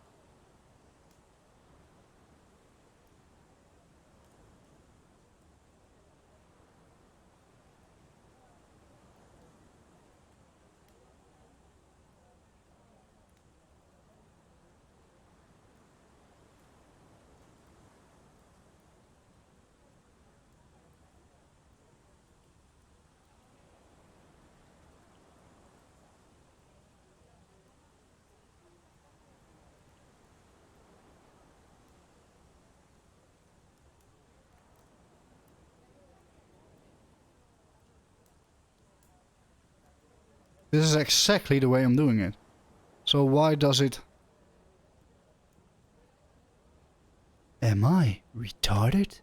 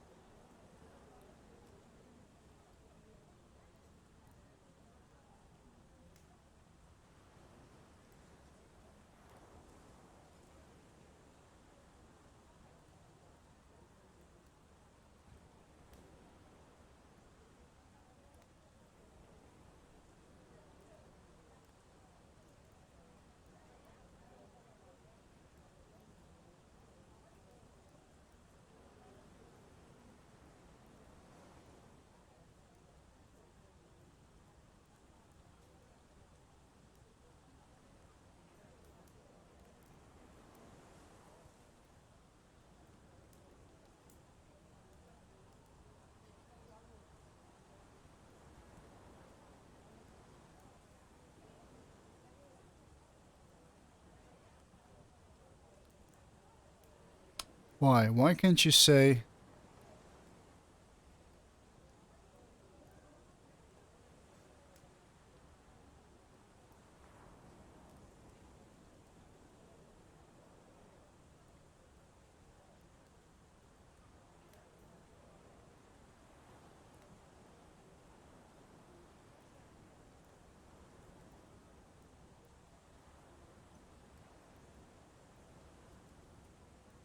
This is exactly what I had before.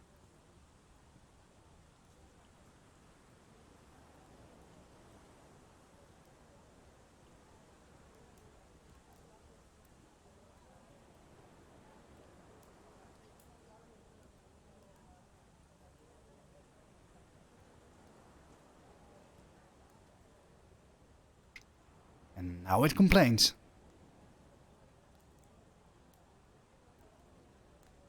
But it does exist on handle click.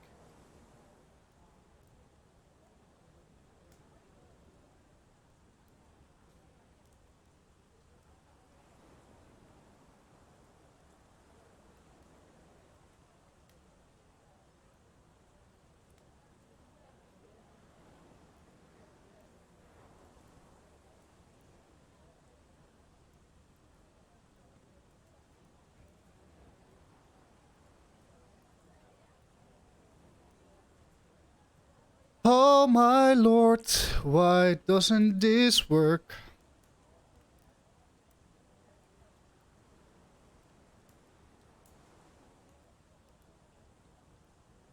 Let's do this.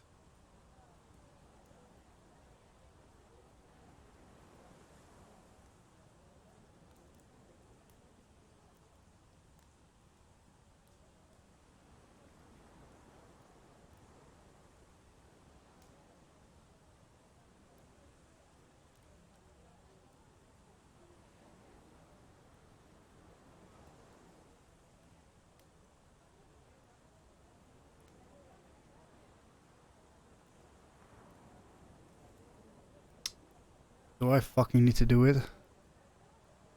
Why can't I just use type?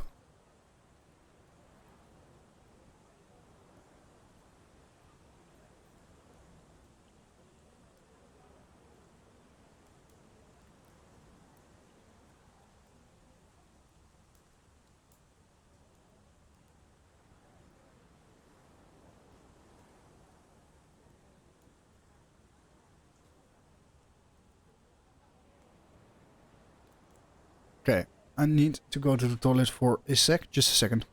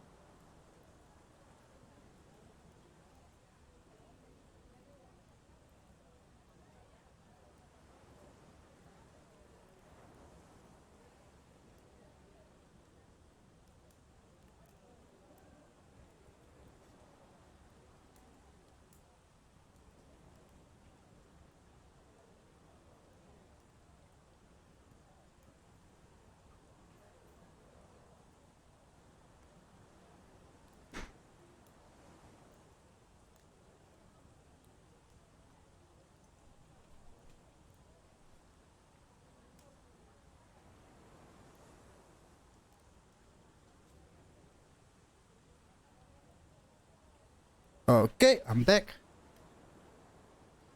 Let's actually put on some music. Spotify. I want a different kind of vibe. Oh, let's go back to the main screen.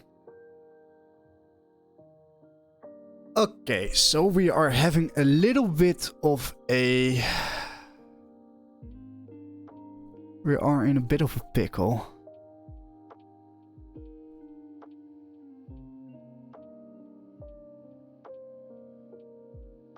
Okay, so what I do here is either these or these. If we want to avoid repeating an issue, you can keep a, but make it...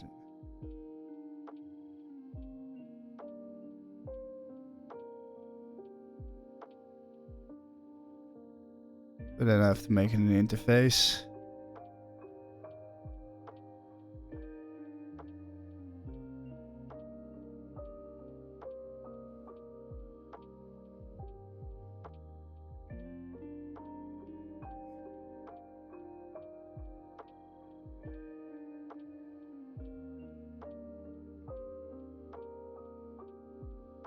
So basically what they do is they say this is an interface for some bloody reason. I don't want to do that. And they do like type props. Put in props and then I can do like type link button link props is like needs a link URL which is a string, and then like type button l props is like a handle click which is a void, and then I do like type props is button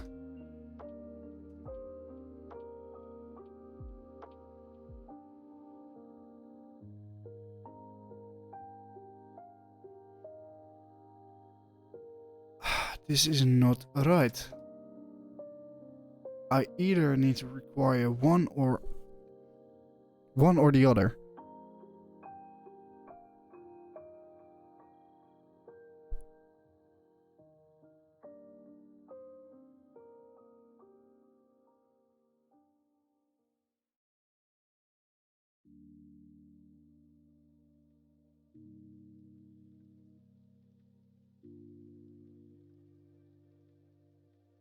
Maybe it's in this article. Sorry that we are spending so much time on this, but I want to get it right.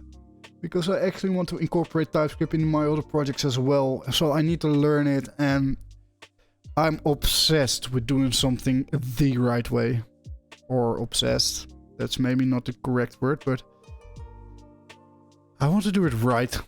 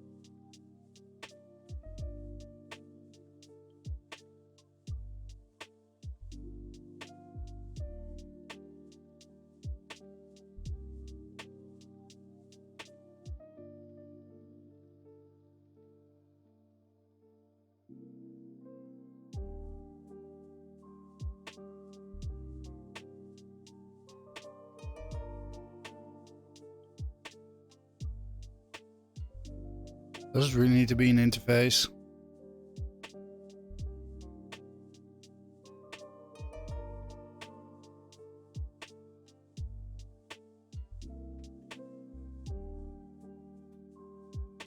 You know what? How does Remix do this?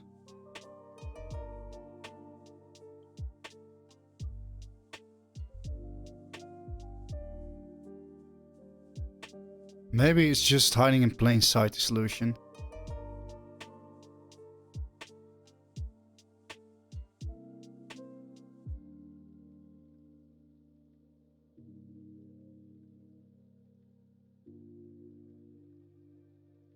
it doesn't.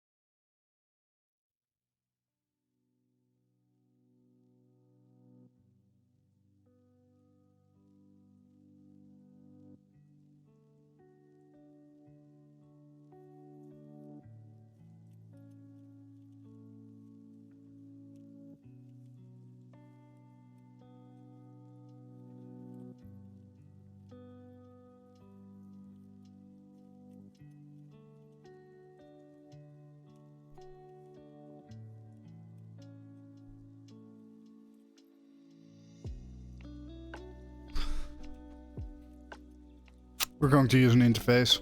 We're not going to bother with this any longer. We are going to make this interface. Interface. Because those can be extended. Maybe that's just the way. That's just the way it is.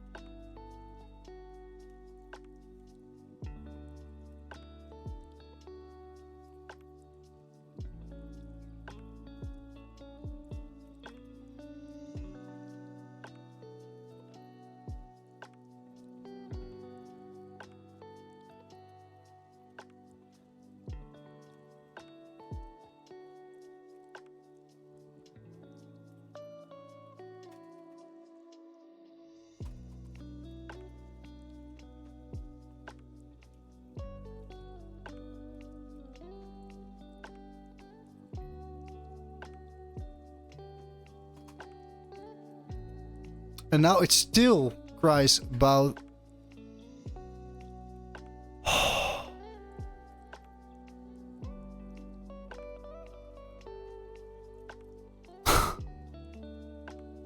Why? It doesn't need to be exported, right? Hey, Dragonia. How are you doing today? Because I, at the moment, are getting really angry about using TypeScript. And I know exactly why I stayed away for it for so long. Ugh.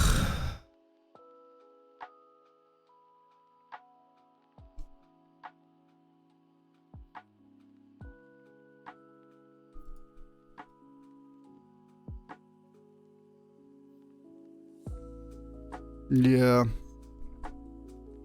God darn it. It's either this or this. So link does not exist on button props and handle click does not exist on button props. It does!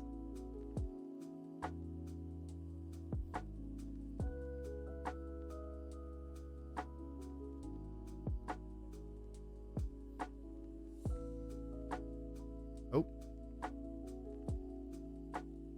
But sometimes there's no way around the web stuff. Yep. TypeScript, React, property.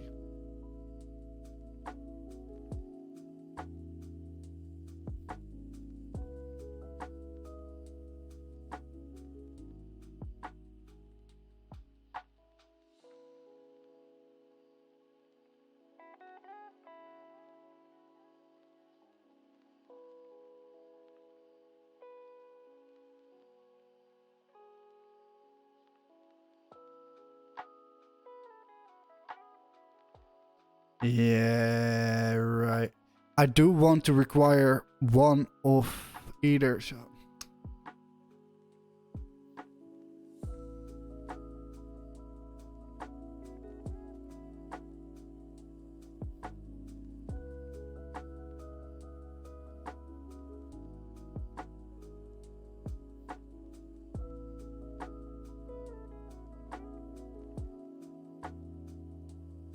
I'm just going to try it all at this point.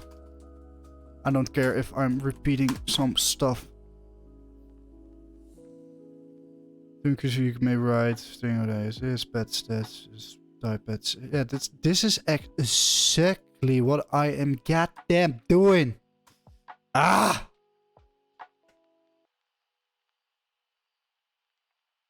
Petal pots.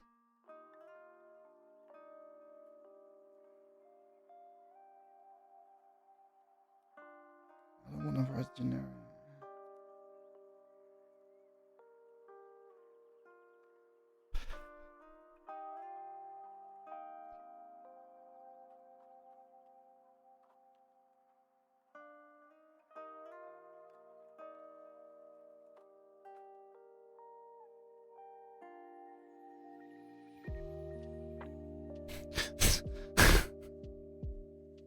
Look at this. Look how simple it is. What the fuck?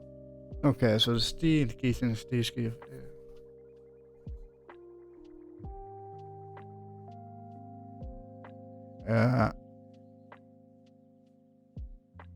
If this is what I need to do, I will probably just go with the question mark and. But then, why do you want something that's type safe if you aren't going to make it safe? That's right. I'm just wondering why it requires this one to be provided props. Okay, this is my problem. You can't access fields of a union that are not common to all members of the union. Those go to symbols of this type card. Just check for existence of the property using in type card. Okay.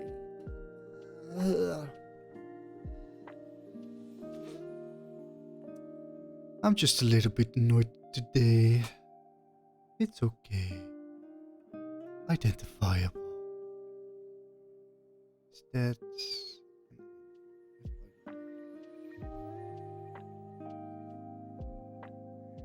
The common ID percentages that you stuff.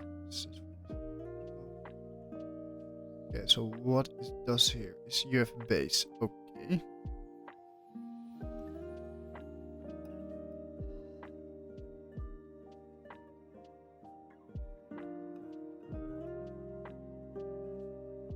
Up.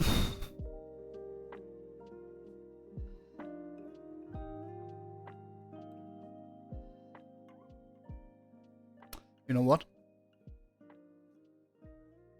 Get the fuck out of here. I'm just going to do it this way. Now I'm just done working on this. I want to make progress. And I'm going to make a to-do out of this. How about that one?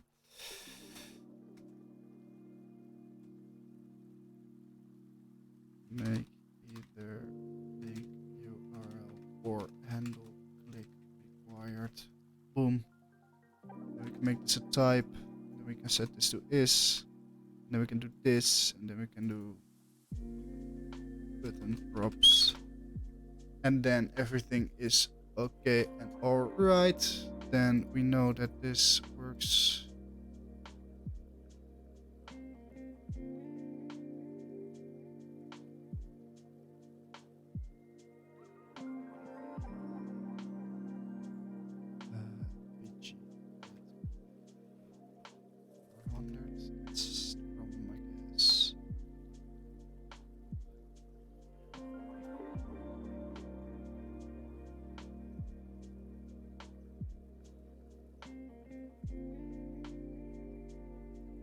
Okay, that works.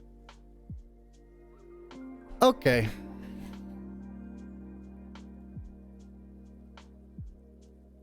That's cool. That's cool. That's cool. That's cool. Cool. Now we also need 13. Okay, so that's a PY of this is that, and it's probably a PY of 4.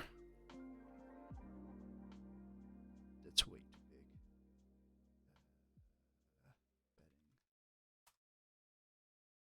Because 13 is like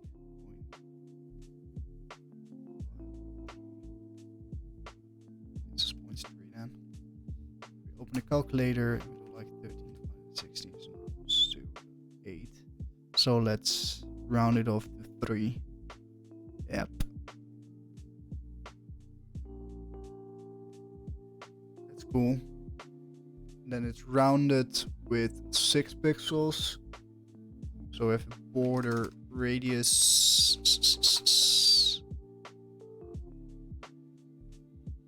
Okay. 6 pixels is like what? 6 divided by 16 is 0.375. Rounded MD. Rounded D. We can get rid of this one and we can make it a border.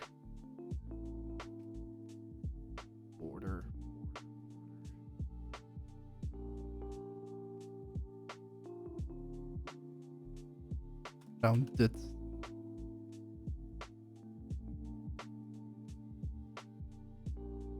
Okay, and then we need to give it semi-bold font, semi-bold. Hire me, and then we need to give it a drop shadow.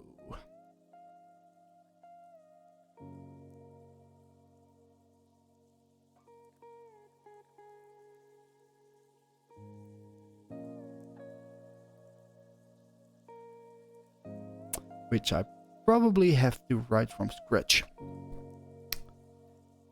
Customizing your theme, drop shadow 3XL.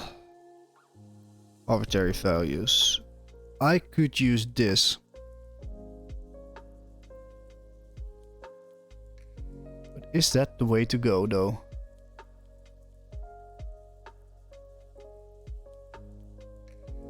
I am not sure at all. I might want to actually create a class out of this because I'm going to reuse it more. Okay, so customize by default Tailwind comes with for perfect drop shadow. You can customize these values by adding drop shadow or extend drop shadow in your Tailwind config. So okay, I am going to extend drop shadow, and I'm going to say.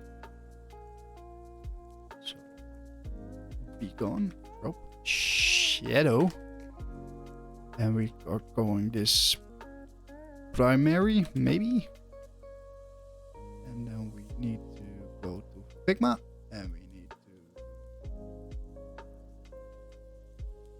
to I wasn't the CSS available.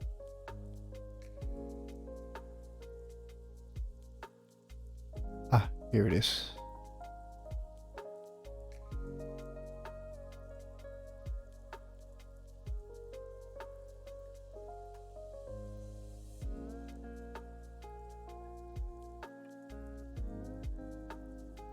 And then I can do like drop shadow primary. Is that it? Button. Okay. Property variable is missing a type. Okay, but variant is not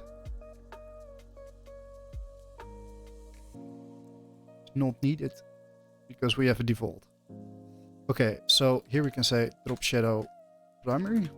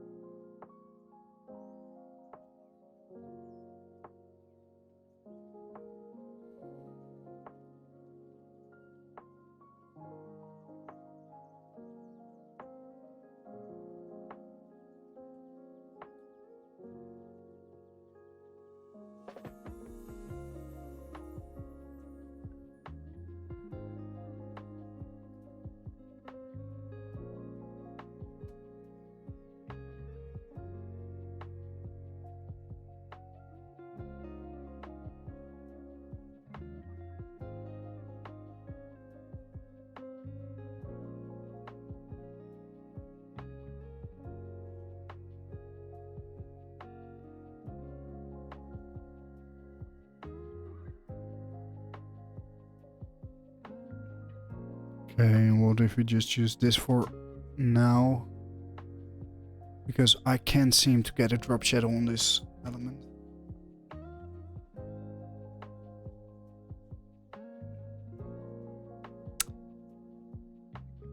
When everything worked so well, but it just decides to stop working altogether.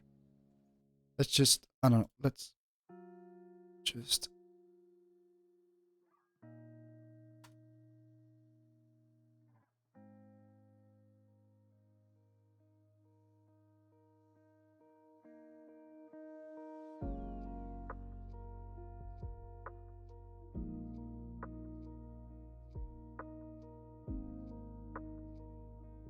Is there something drop shadow tag?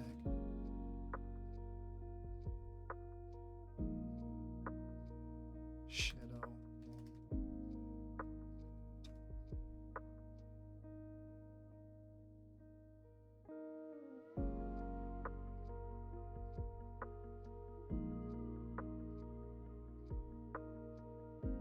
Oh, I'm using the wrong thing. Of course. Because I am stupid. Also stupid. Ah. This is exactly why I need to make more hours doing web dev. Because being away for this long really made me retarded in some sense. Okay, then we do shadow and we know that's not available. Yep, this is it.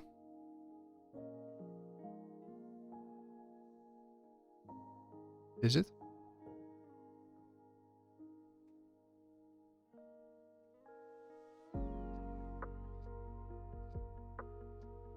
Do I need to do something special to extend it?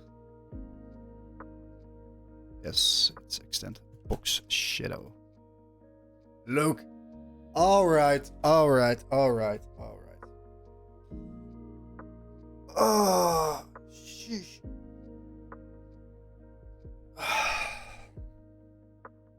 Cool. So. Now do we want to add cool hover effects?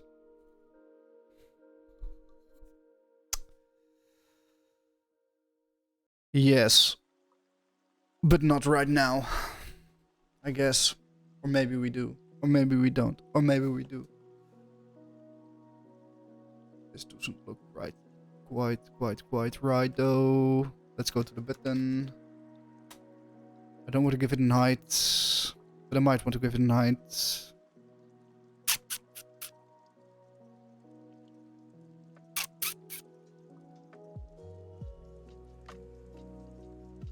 Let's test the variant as well.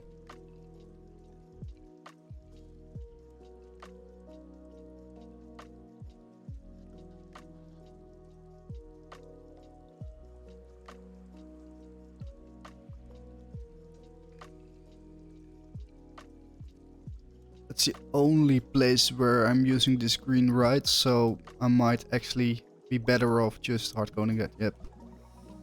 PG color. And if I'm not, yep.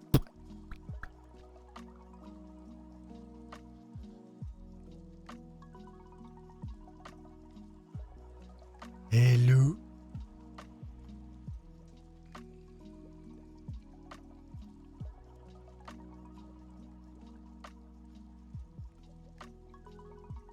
Yep.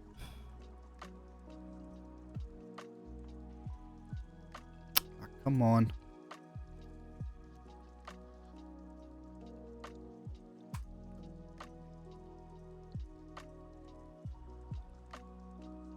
Okay, and then we're gonna go to like navigation index. And then we can be variant is secondary. And that works. And why is it complaining? Type secondary is not assignable to type but the variant. Okay, so I need to be like secondary. I'm sorry. Why are you complaining about this? Does it need to be like this?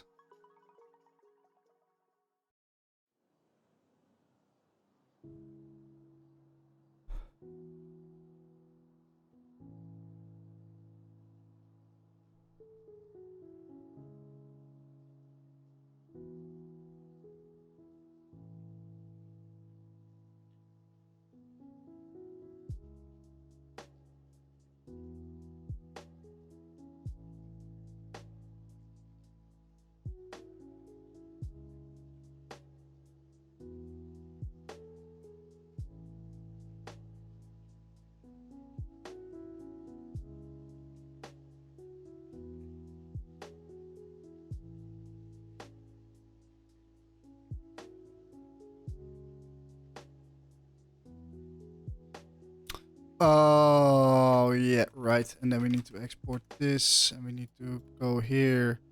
We need to import button variant. And then we can go like this, and we go like this. Go like button.secondary, and then everything works, and then there's no longer an error. And I am an absolute legend for remembering that from like 2 years ago. Cool. Okay, that was the problem.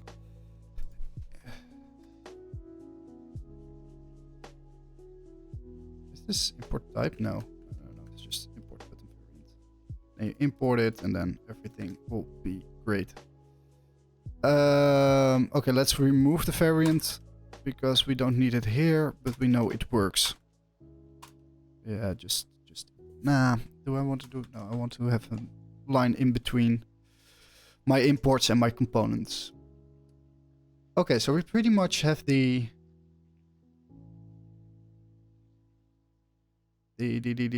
styles. Okay, I do actually like to get to the hover effects because then it's done. Then we only have to circle back to the mobile navigation once we get to it. Maybe, I don't know, next week or at the end of this week, depending on how fast all the other elements go. I mean, today is pretty is all about getting up and running with WebDev again, especially React conventions, and we are learning TypeScript. So I expect tomorrow we'll probably finish the homepage. And then the day after, am I going to stream on Friday? I don't know. Maybe I will stream on Friday. I will decide it tomorrow. But then we can get to the blog.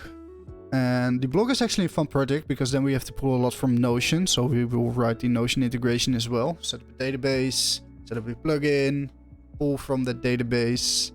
We'll also have a look at if we can use the RSS from Remote 101, or maybe we'll use the Remote 101 RSS and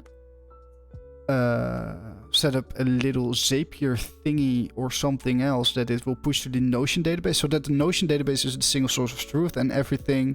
The only thing my website has to do is read from that Notion database. Does that make sense? That makes sense.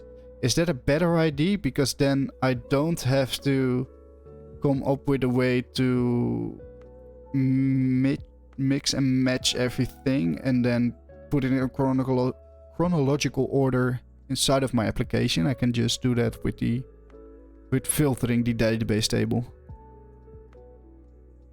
That makes sense. That actually makes a lot of sense. But again, let's just think of some fun things we can do. We want to underline it on over. So if primary link, hover, we can maybe underline.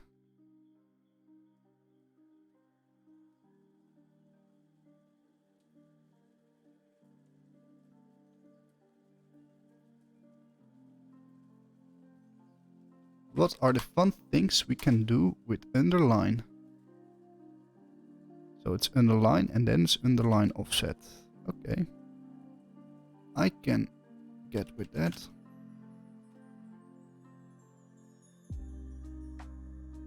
That's cool. Can we also give the underline a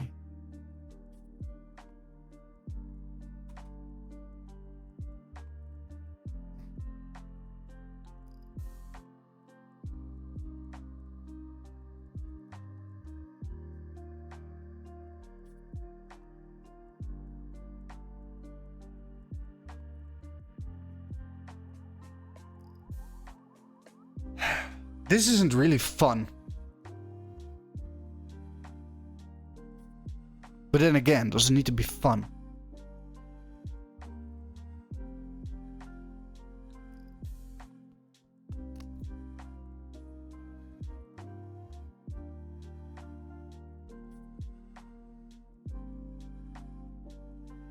I don't know, this seems fine to me. I would like to have a bit of it. Maybe people Tailwind CSS underline width or underline height, I guess.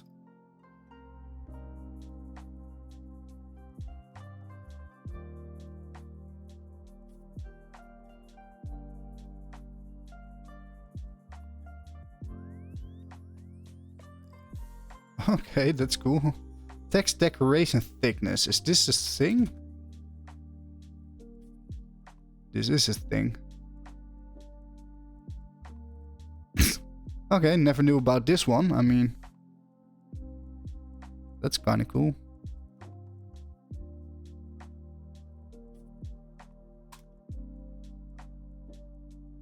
Oh, look at this. I never knew about this thingy. Text decoration thickness. The more you know. The more you know. Okay, but can we then text decoration color? We can also change that. Oh shit. Oh shit. Decoration. So we can pretty much make that like decoration. Decoration red 400. Just to fiddle around with it. Oh, but that's cool.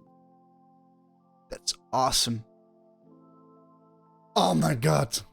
The realm of possibilities is just open. But we'll just keep it rather simple for now.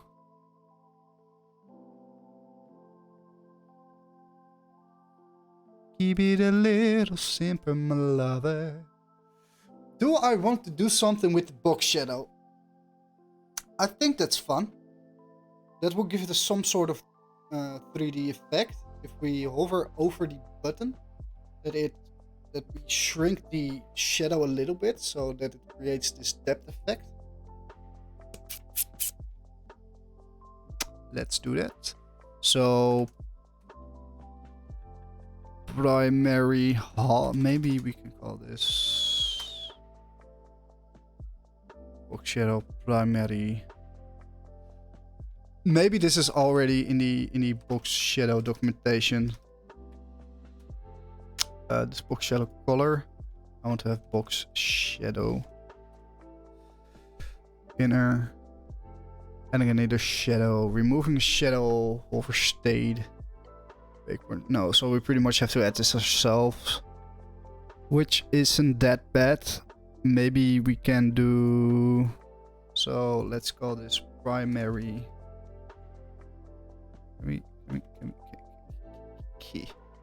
Primary. Maybe you can do it like this. Primary dash. Or call it primary half. Or does anybody have a good name for this? Think with me here for a second.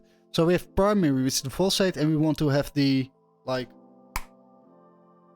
state, the pressed state. Primary pressed, no. Primary half might be good.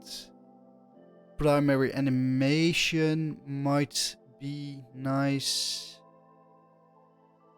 What's a good name for this?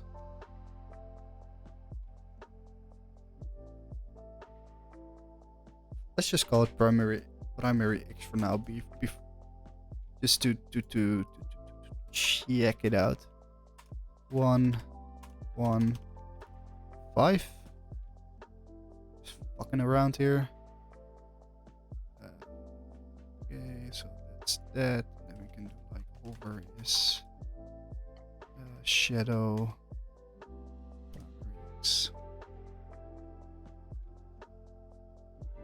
That's too much. That's too much. Pretty much means that this still needs to be 10.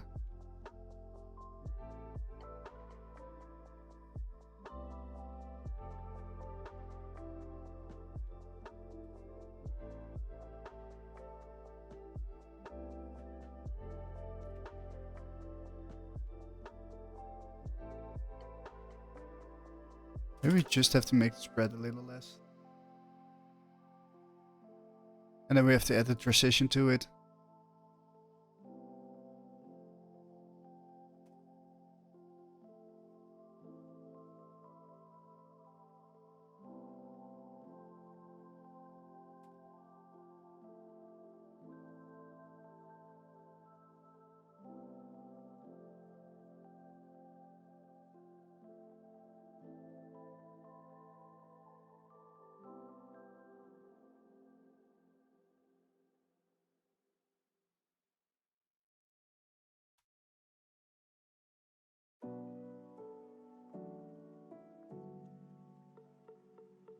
Doesn't need to be an override.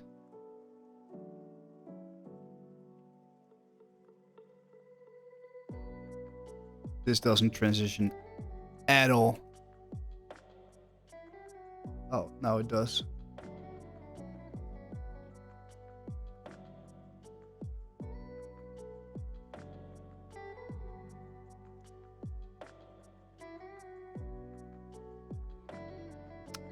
It's too subtle.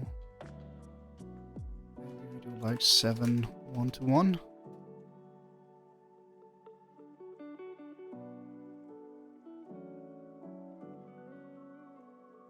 Make it a little harder.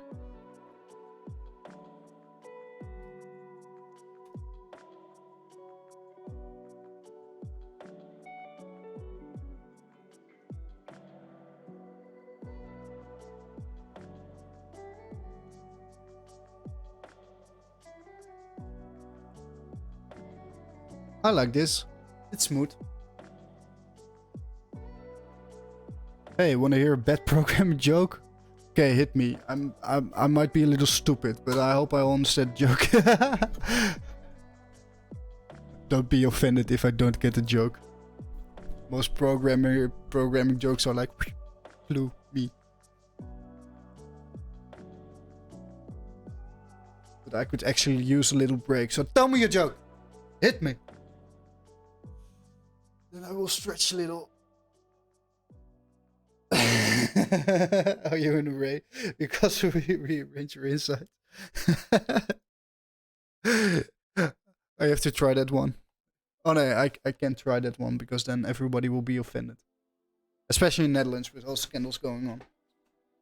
Which is a good thing, but it actually makes it harder for us to make bad jokes. Because they are inappropriate. I don't know. I think it's great that everyone is being so upset with...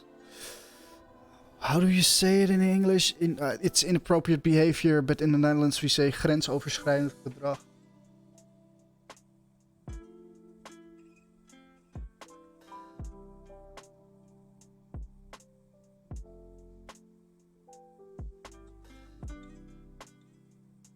Oh, it's just unacceptable behavior, okay. Well, yeah, as a man it would come off weird in most cases, I suppose. Yeah. I don't know, I don't think I can tell the joke in a professional environment anymore. I think about 5 to 6... I mean, with more... You have to respect the wham.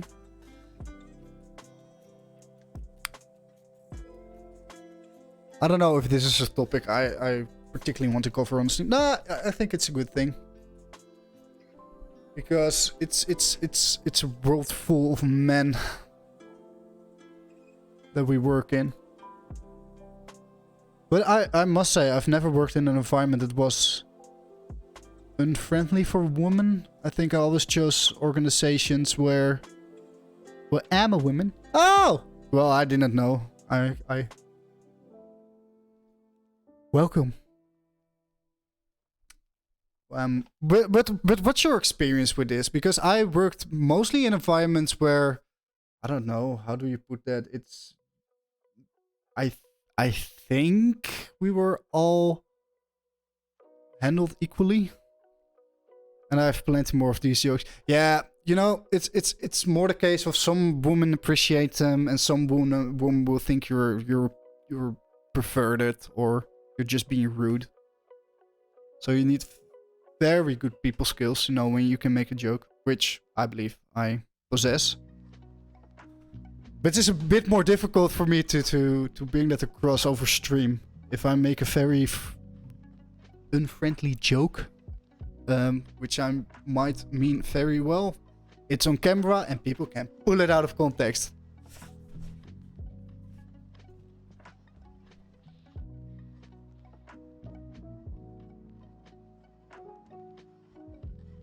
But keep the jokes coming. As long as someone puts them in the chat, I'm allowed to read them, I think. Or I know for sure, because then I can just blame you.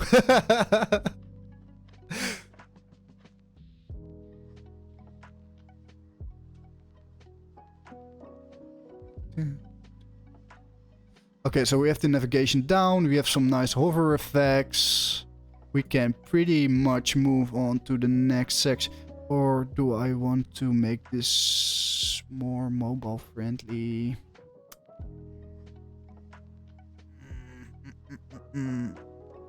What I experienced, the more actually skilled people are, the less sexist they are usually, but especially in beginner environment, I experience subtle discrimination like overly explaining or excessive complimenting work because I'm female. Yeah. Yeah, I can see that. Strange, that's the beginner environment. I would actually say that more skilled people will have a somewhat of a bigger arrogance, especially towards women. Because in my experience, more, I think that's just more. It's more related to age, because most programmers who are in their 50s or 60s, correct me if I'm wrong, tend to be a little bit more. I don't think these are especially programmers. I think more men who are in the 50s or their 60s tend to be a little bit more sexist, especially men amongst men. Tend to tell more of the jokes, which sometimes are pretty inappropriate. I mean, if I'm in a room with two colleagues which I rarely speak to and they make like these strange woman-unfriendly jokes, I don't know. I always feel a bit awkward. I mean, I won't make an issue out of it because no women were harmed during that conversation, but it's always a bit awkward.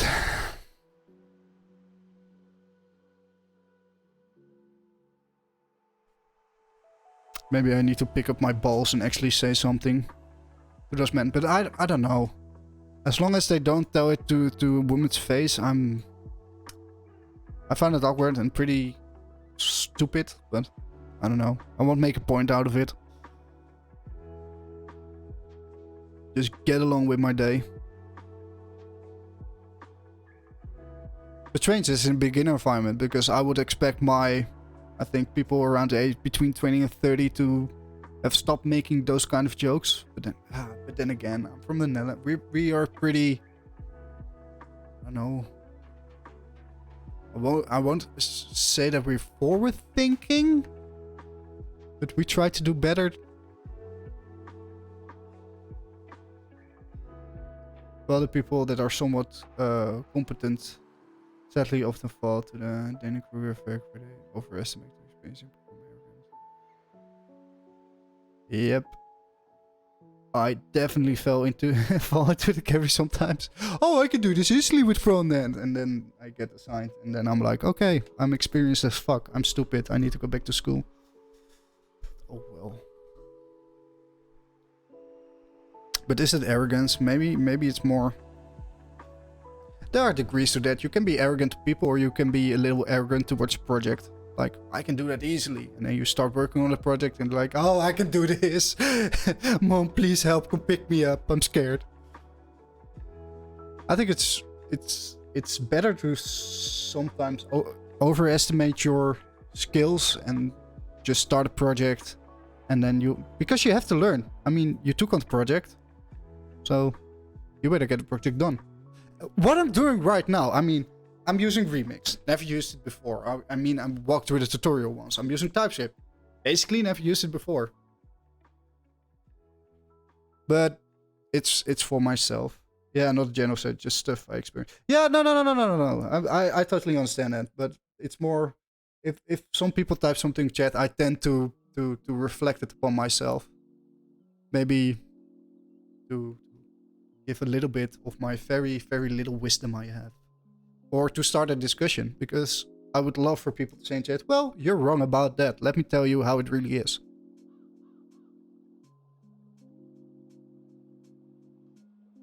If this stream ever gets 100 viewers, I hope we can have an open-minded community. If you can even call 100 people. Yeah, I guess you can call a couple of people a community. I don't want yes men in my chat. I want actually men in my chat. Well, actually, Twan, it's this way. I want to hear more shitty jokes. I always in for shitty jokes. My humor is pretty dark. So if you have any dark jokes... Are you perfect because fill you till you overflow? Where are you getting all these jokes from?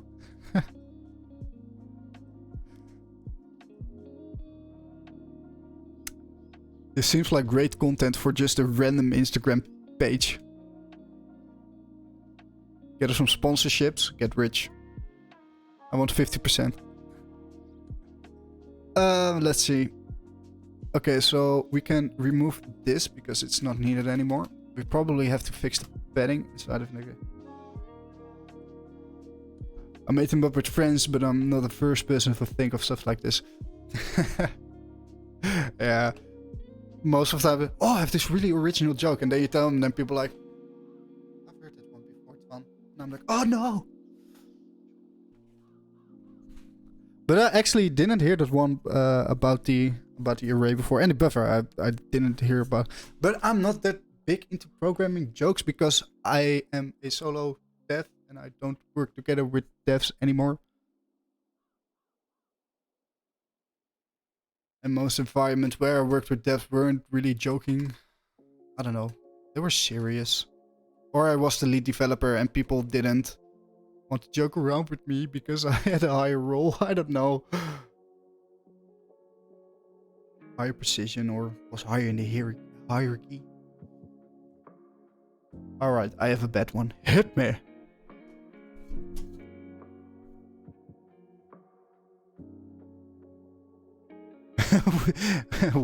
Women are like protected memory regions. I don't get to cite them. Oh, sounds familiar. Especially during COVID.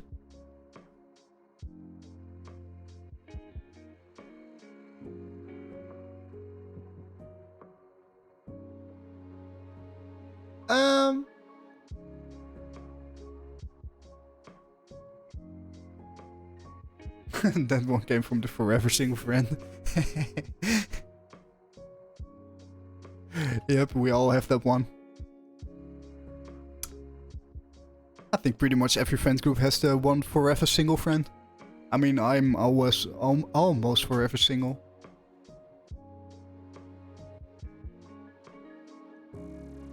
Maybe I'm the forever single one. Oh no! No! Shit, I need to install Tinder. Bumble. I need every dating app. I don't want to become this forever single friend.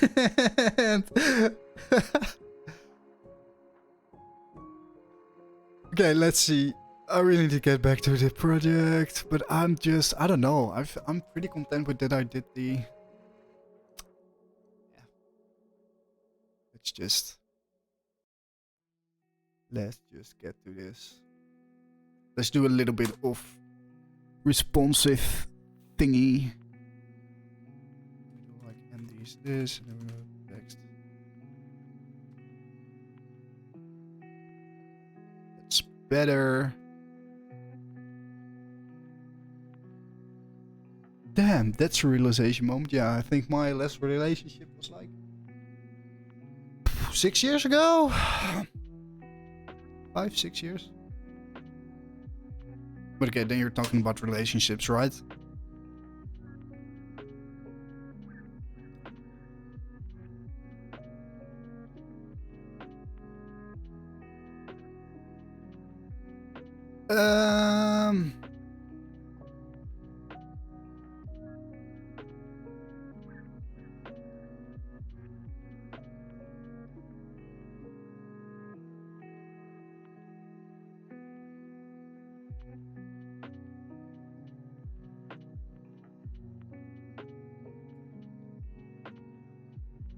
It's better.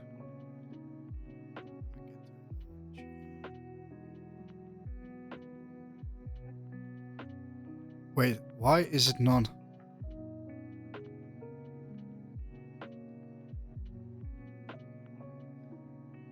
¿Qué pasa, cabrón? Why isn't it so? I mean, if it's text LG, they like move it down. Now it's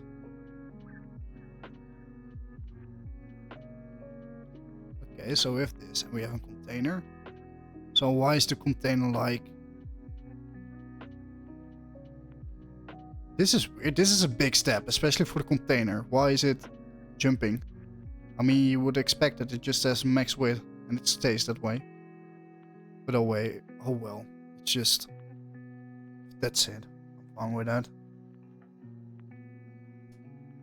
Do I need to make the button any smaller? Yeah, probably. Let's also fix that. Oh, that's LGPX12. Can you actually chain these? Responsive design. No, you have to, I guess, append it for every single thing. Okay. Not mad about that one, just disappointed. PY. I think the PY3 can stay, but maybe we move this to 8.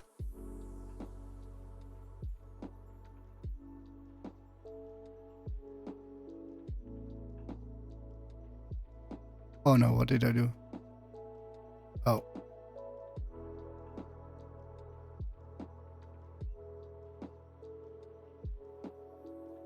But when does it actually increase?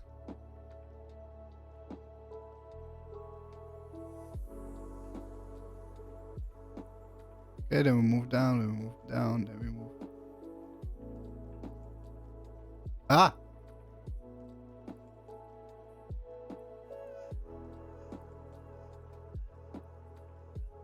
I'm getting all sorts of messages from my neighbor, know.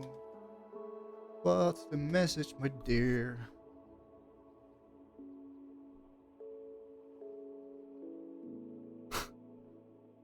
"90 Days Fiancé." Okay, I will reply to that tonight when I finish work.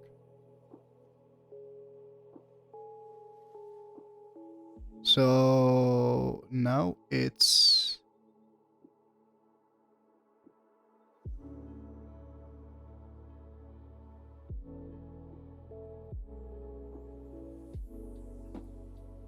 up. PY3PX12. When I shrink it down more, it will. Am I already... Now it's PX10, but when I move it around, but when I... Why doesn't it ever go back to... Oh, because I'm an absolute idiot. It's the other way around, of course. Ah, god damn it, one. Sometimes...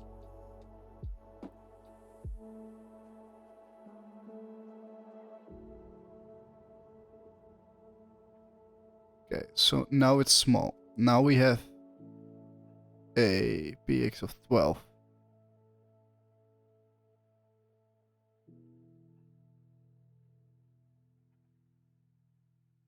And this needs to be LG then. Okay, this looks like shit, but hey. Okay, now it's 8. And now it's 12.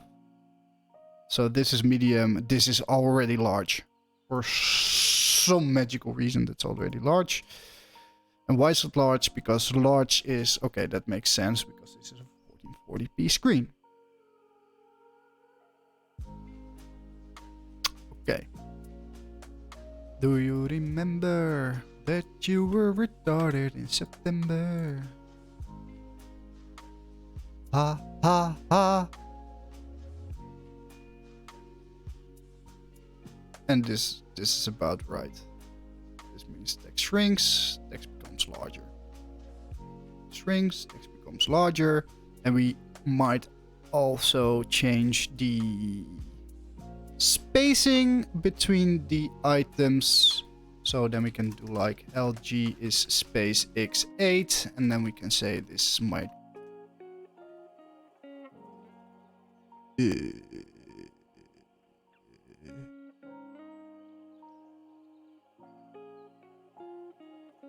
Space x4, space x8.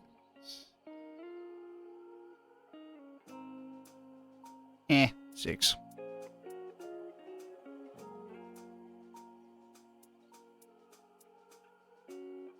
Seems about right. Right before we go into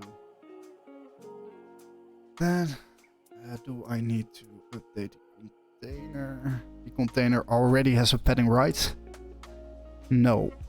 Okay, so the container needs a px of 8 in my opinion. That looks a bit nicer. And then for px4 and then an LG we use a px8. I need to remember that. Can I actually set it as a default on the container? Yep. Okay, that's nice. Okay, give me the Tailwind config.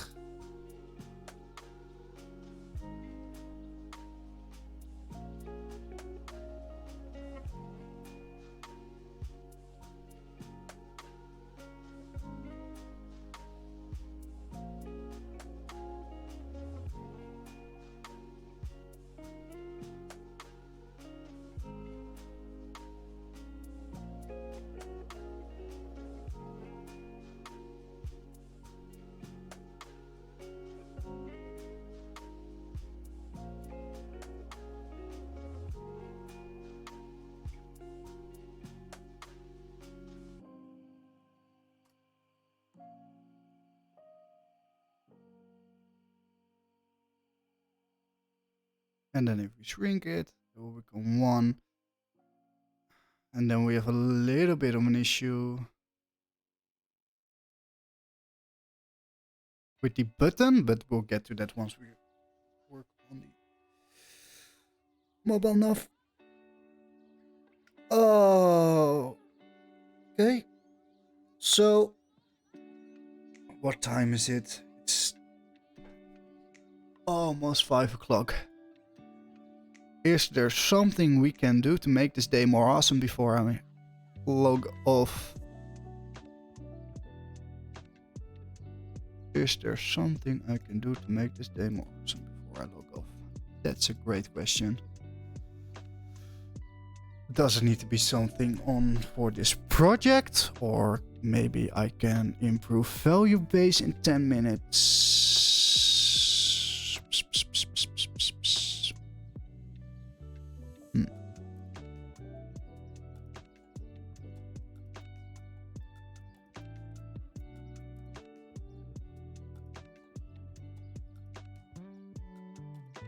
No, I actually think I will keep the stream right up until here.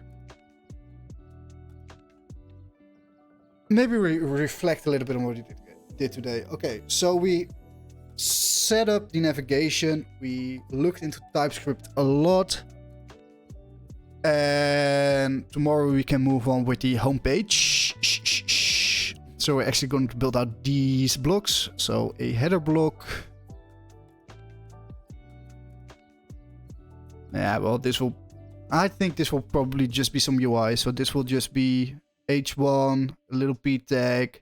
Then we'll have a component for the newsletter with a button component. Does this need to be a component? Yeah, maybe we can make this like a list component with a title, paragraph, and then the list items. That will be quite nice. This will also be a component, I guess. Header, paragraph. No, this will... Yeah, so this will be a component. This will be just some text. Then this will be a cards list component, I guess, because if we have a card, or this will just be a card component. Yeah, this will be a card component because then we can make a list out of the cards for the block page. Then it's just some text with a button, and this is just... I'm not even going to make a component out of this. And then we might get to the footer as well tomorrow, but I'm pretty sure we will be spending quite some time on the newsletter section, because I will have to look up how forms work with Remix, which from what I read online will be pretty easy, but hey, it's the first time I work with Remix, so it got me a little bit of slack. We also have to clean up the social media icons a little bit when we work on the footer, but hey, let's see if we even make it to the footer tomorrow. And let's also set up Git tomorrow, because right now we don't have a Git repository. Maybe that's how we can make this day a little bit... Oh, wait, we do have a Git repository. Ah, sheesh. Do we have a Git repository? Yeah, I already made that 5 days ago. I already forgot about that one.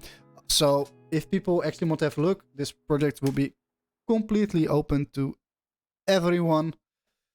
Steal my design, steal my code. I definitely won't recommend you stealing my code, because first time using TypeScript in Remix, it won't be beautiful. But let's actually do a small little code review. So we've updated the build and dev CSS so we could import font. We added the default theme. Yeah, exactly, for the font, and we added some primary X. This isn't a good name. We still have to change that one to primary. Again, I can't come up with a good name for this. I mean, I want to say pressed, but I will just call this primary half. I think that's the best, because it's a half of this above one. I can be weird sometimes, forgive me. We have to do that on a button. So primary half.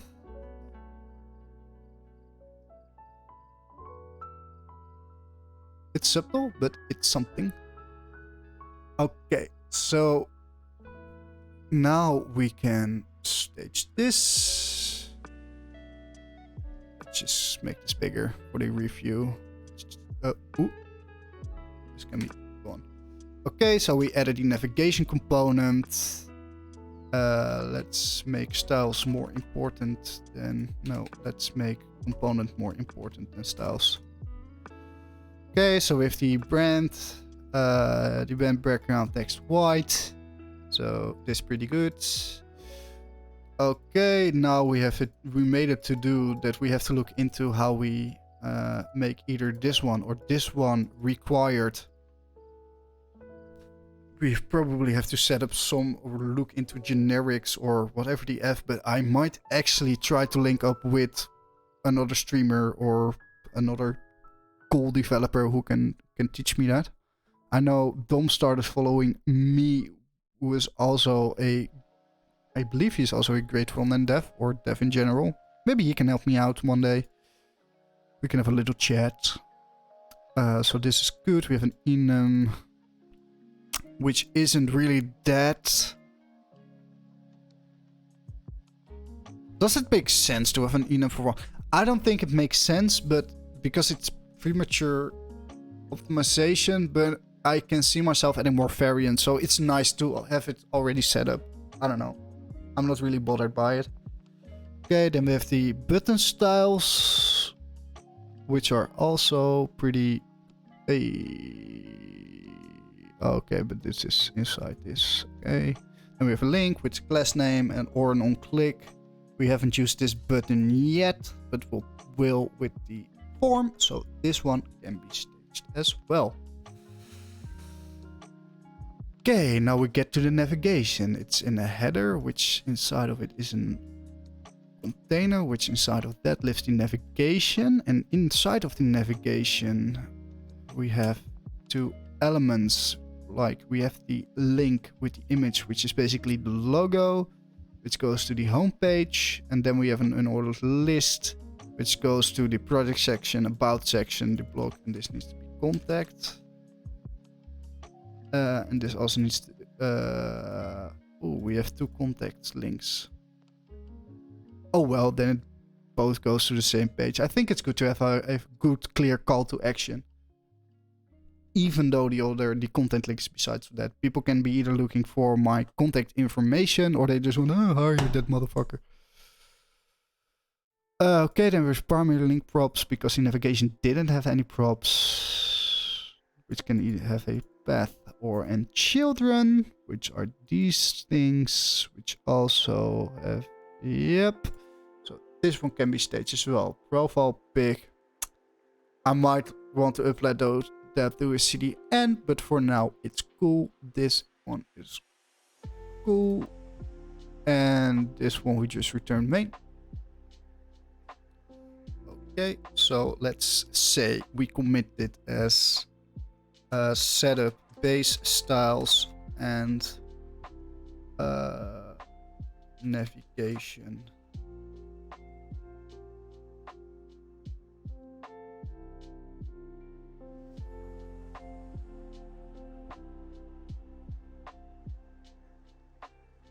Okay, cool. And if we now go to GitHub. Woohoo! As we would say in the Netherlands, the head is off, the kop is eraf, which translates to something along the lines for finally we started.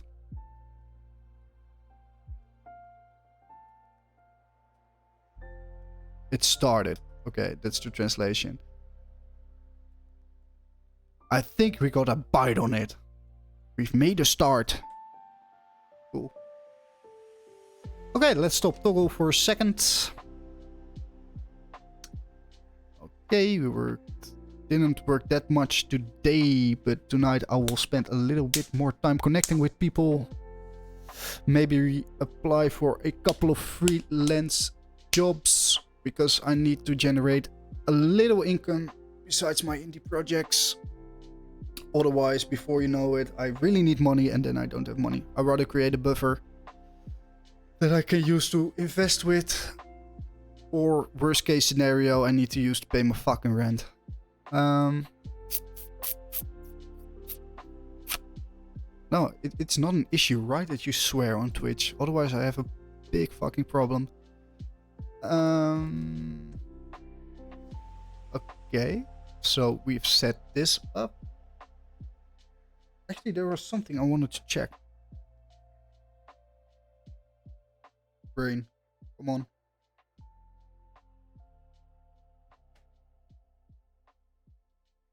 I don't know what it was. Oh, yeah. I didn't know what it was. It was my to-do list. So, did we work on value base today? Yep, we did. Did we develop Van Kruiswijk today? Yes, we did. I mean, we are not finished, but we did it anyway. Okay, so find your following can fuck off until Friday. Which probably means, I don't know, maybe I will be just streaming Friday afternoon. Oh, Ajax plays tonight. Nice. I have to send out a tweet. Reminder, normalize Ajax community. Nice. I already tweeted that before, but yo, let's just tweet it again. Because I told myself to tweet it. So I will tweet it.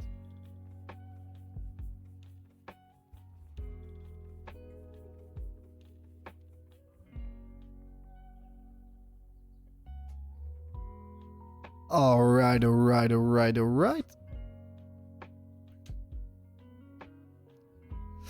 So I think we got the most boring stream out of the way with developing twankrui.com.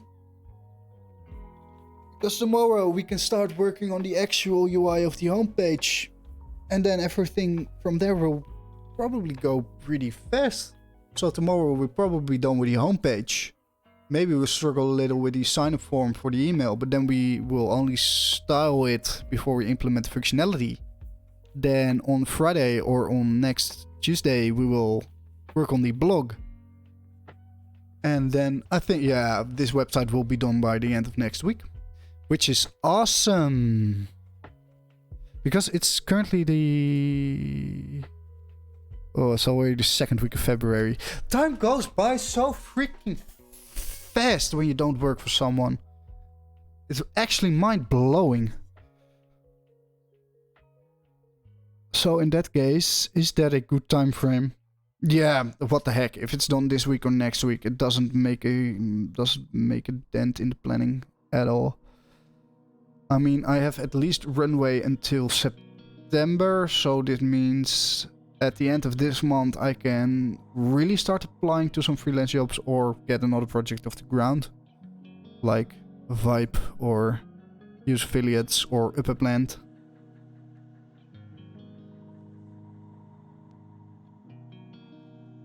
No, that's well within the margin. But I have to keep reminding myself that the original plan was to launch my personal site in January, but then I had a freelance project, so that kind of came in between. I have to be a little nicer to myself. I can't do anything about what I did not do in the past. It's all about what I can do now or tomorrow. And I also need to keep Friday open for the other projects as well. Okay. We'll continue tomorrow. Yep, so I will log off, change, and go to my parents for some dinner, who invited me. Thanks again for watching. I found it pretty cool that every follower I gained last week chopped in today just to say hi. I really appreciate that. I don't know. It's still pretty awesome to see that people are actually watching the stream. I don't know why. I don't know if you don't have any time to do something else. No. I really appreciate it from the bottom of my heart. Thanks. I will enjoy my dinner. Hamburger. Let's see. Is there anything else I need to do before I log off? No, that's pretty much it. So thanks for watching. I will see you guys tomorrow. I will be live around the same time. 2 o'clock in the afternoon, Amsterdam time. So yeah. See ya!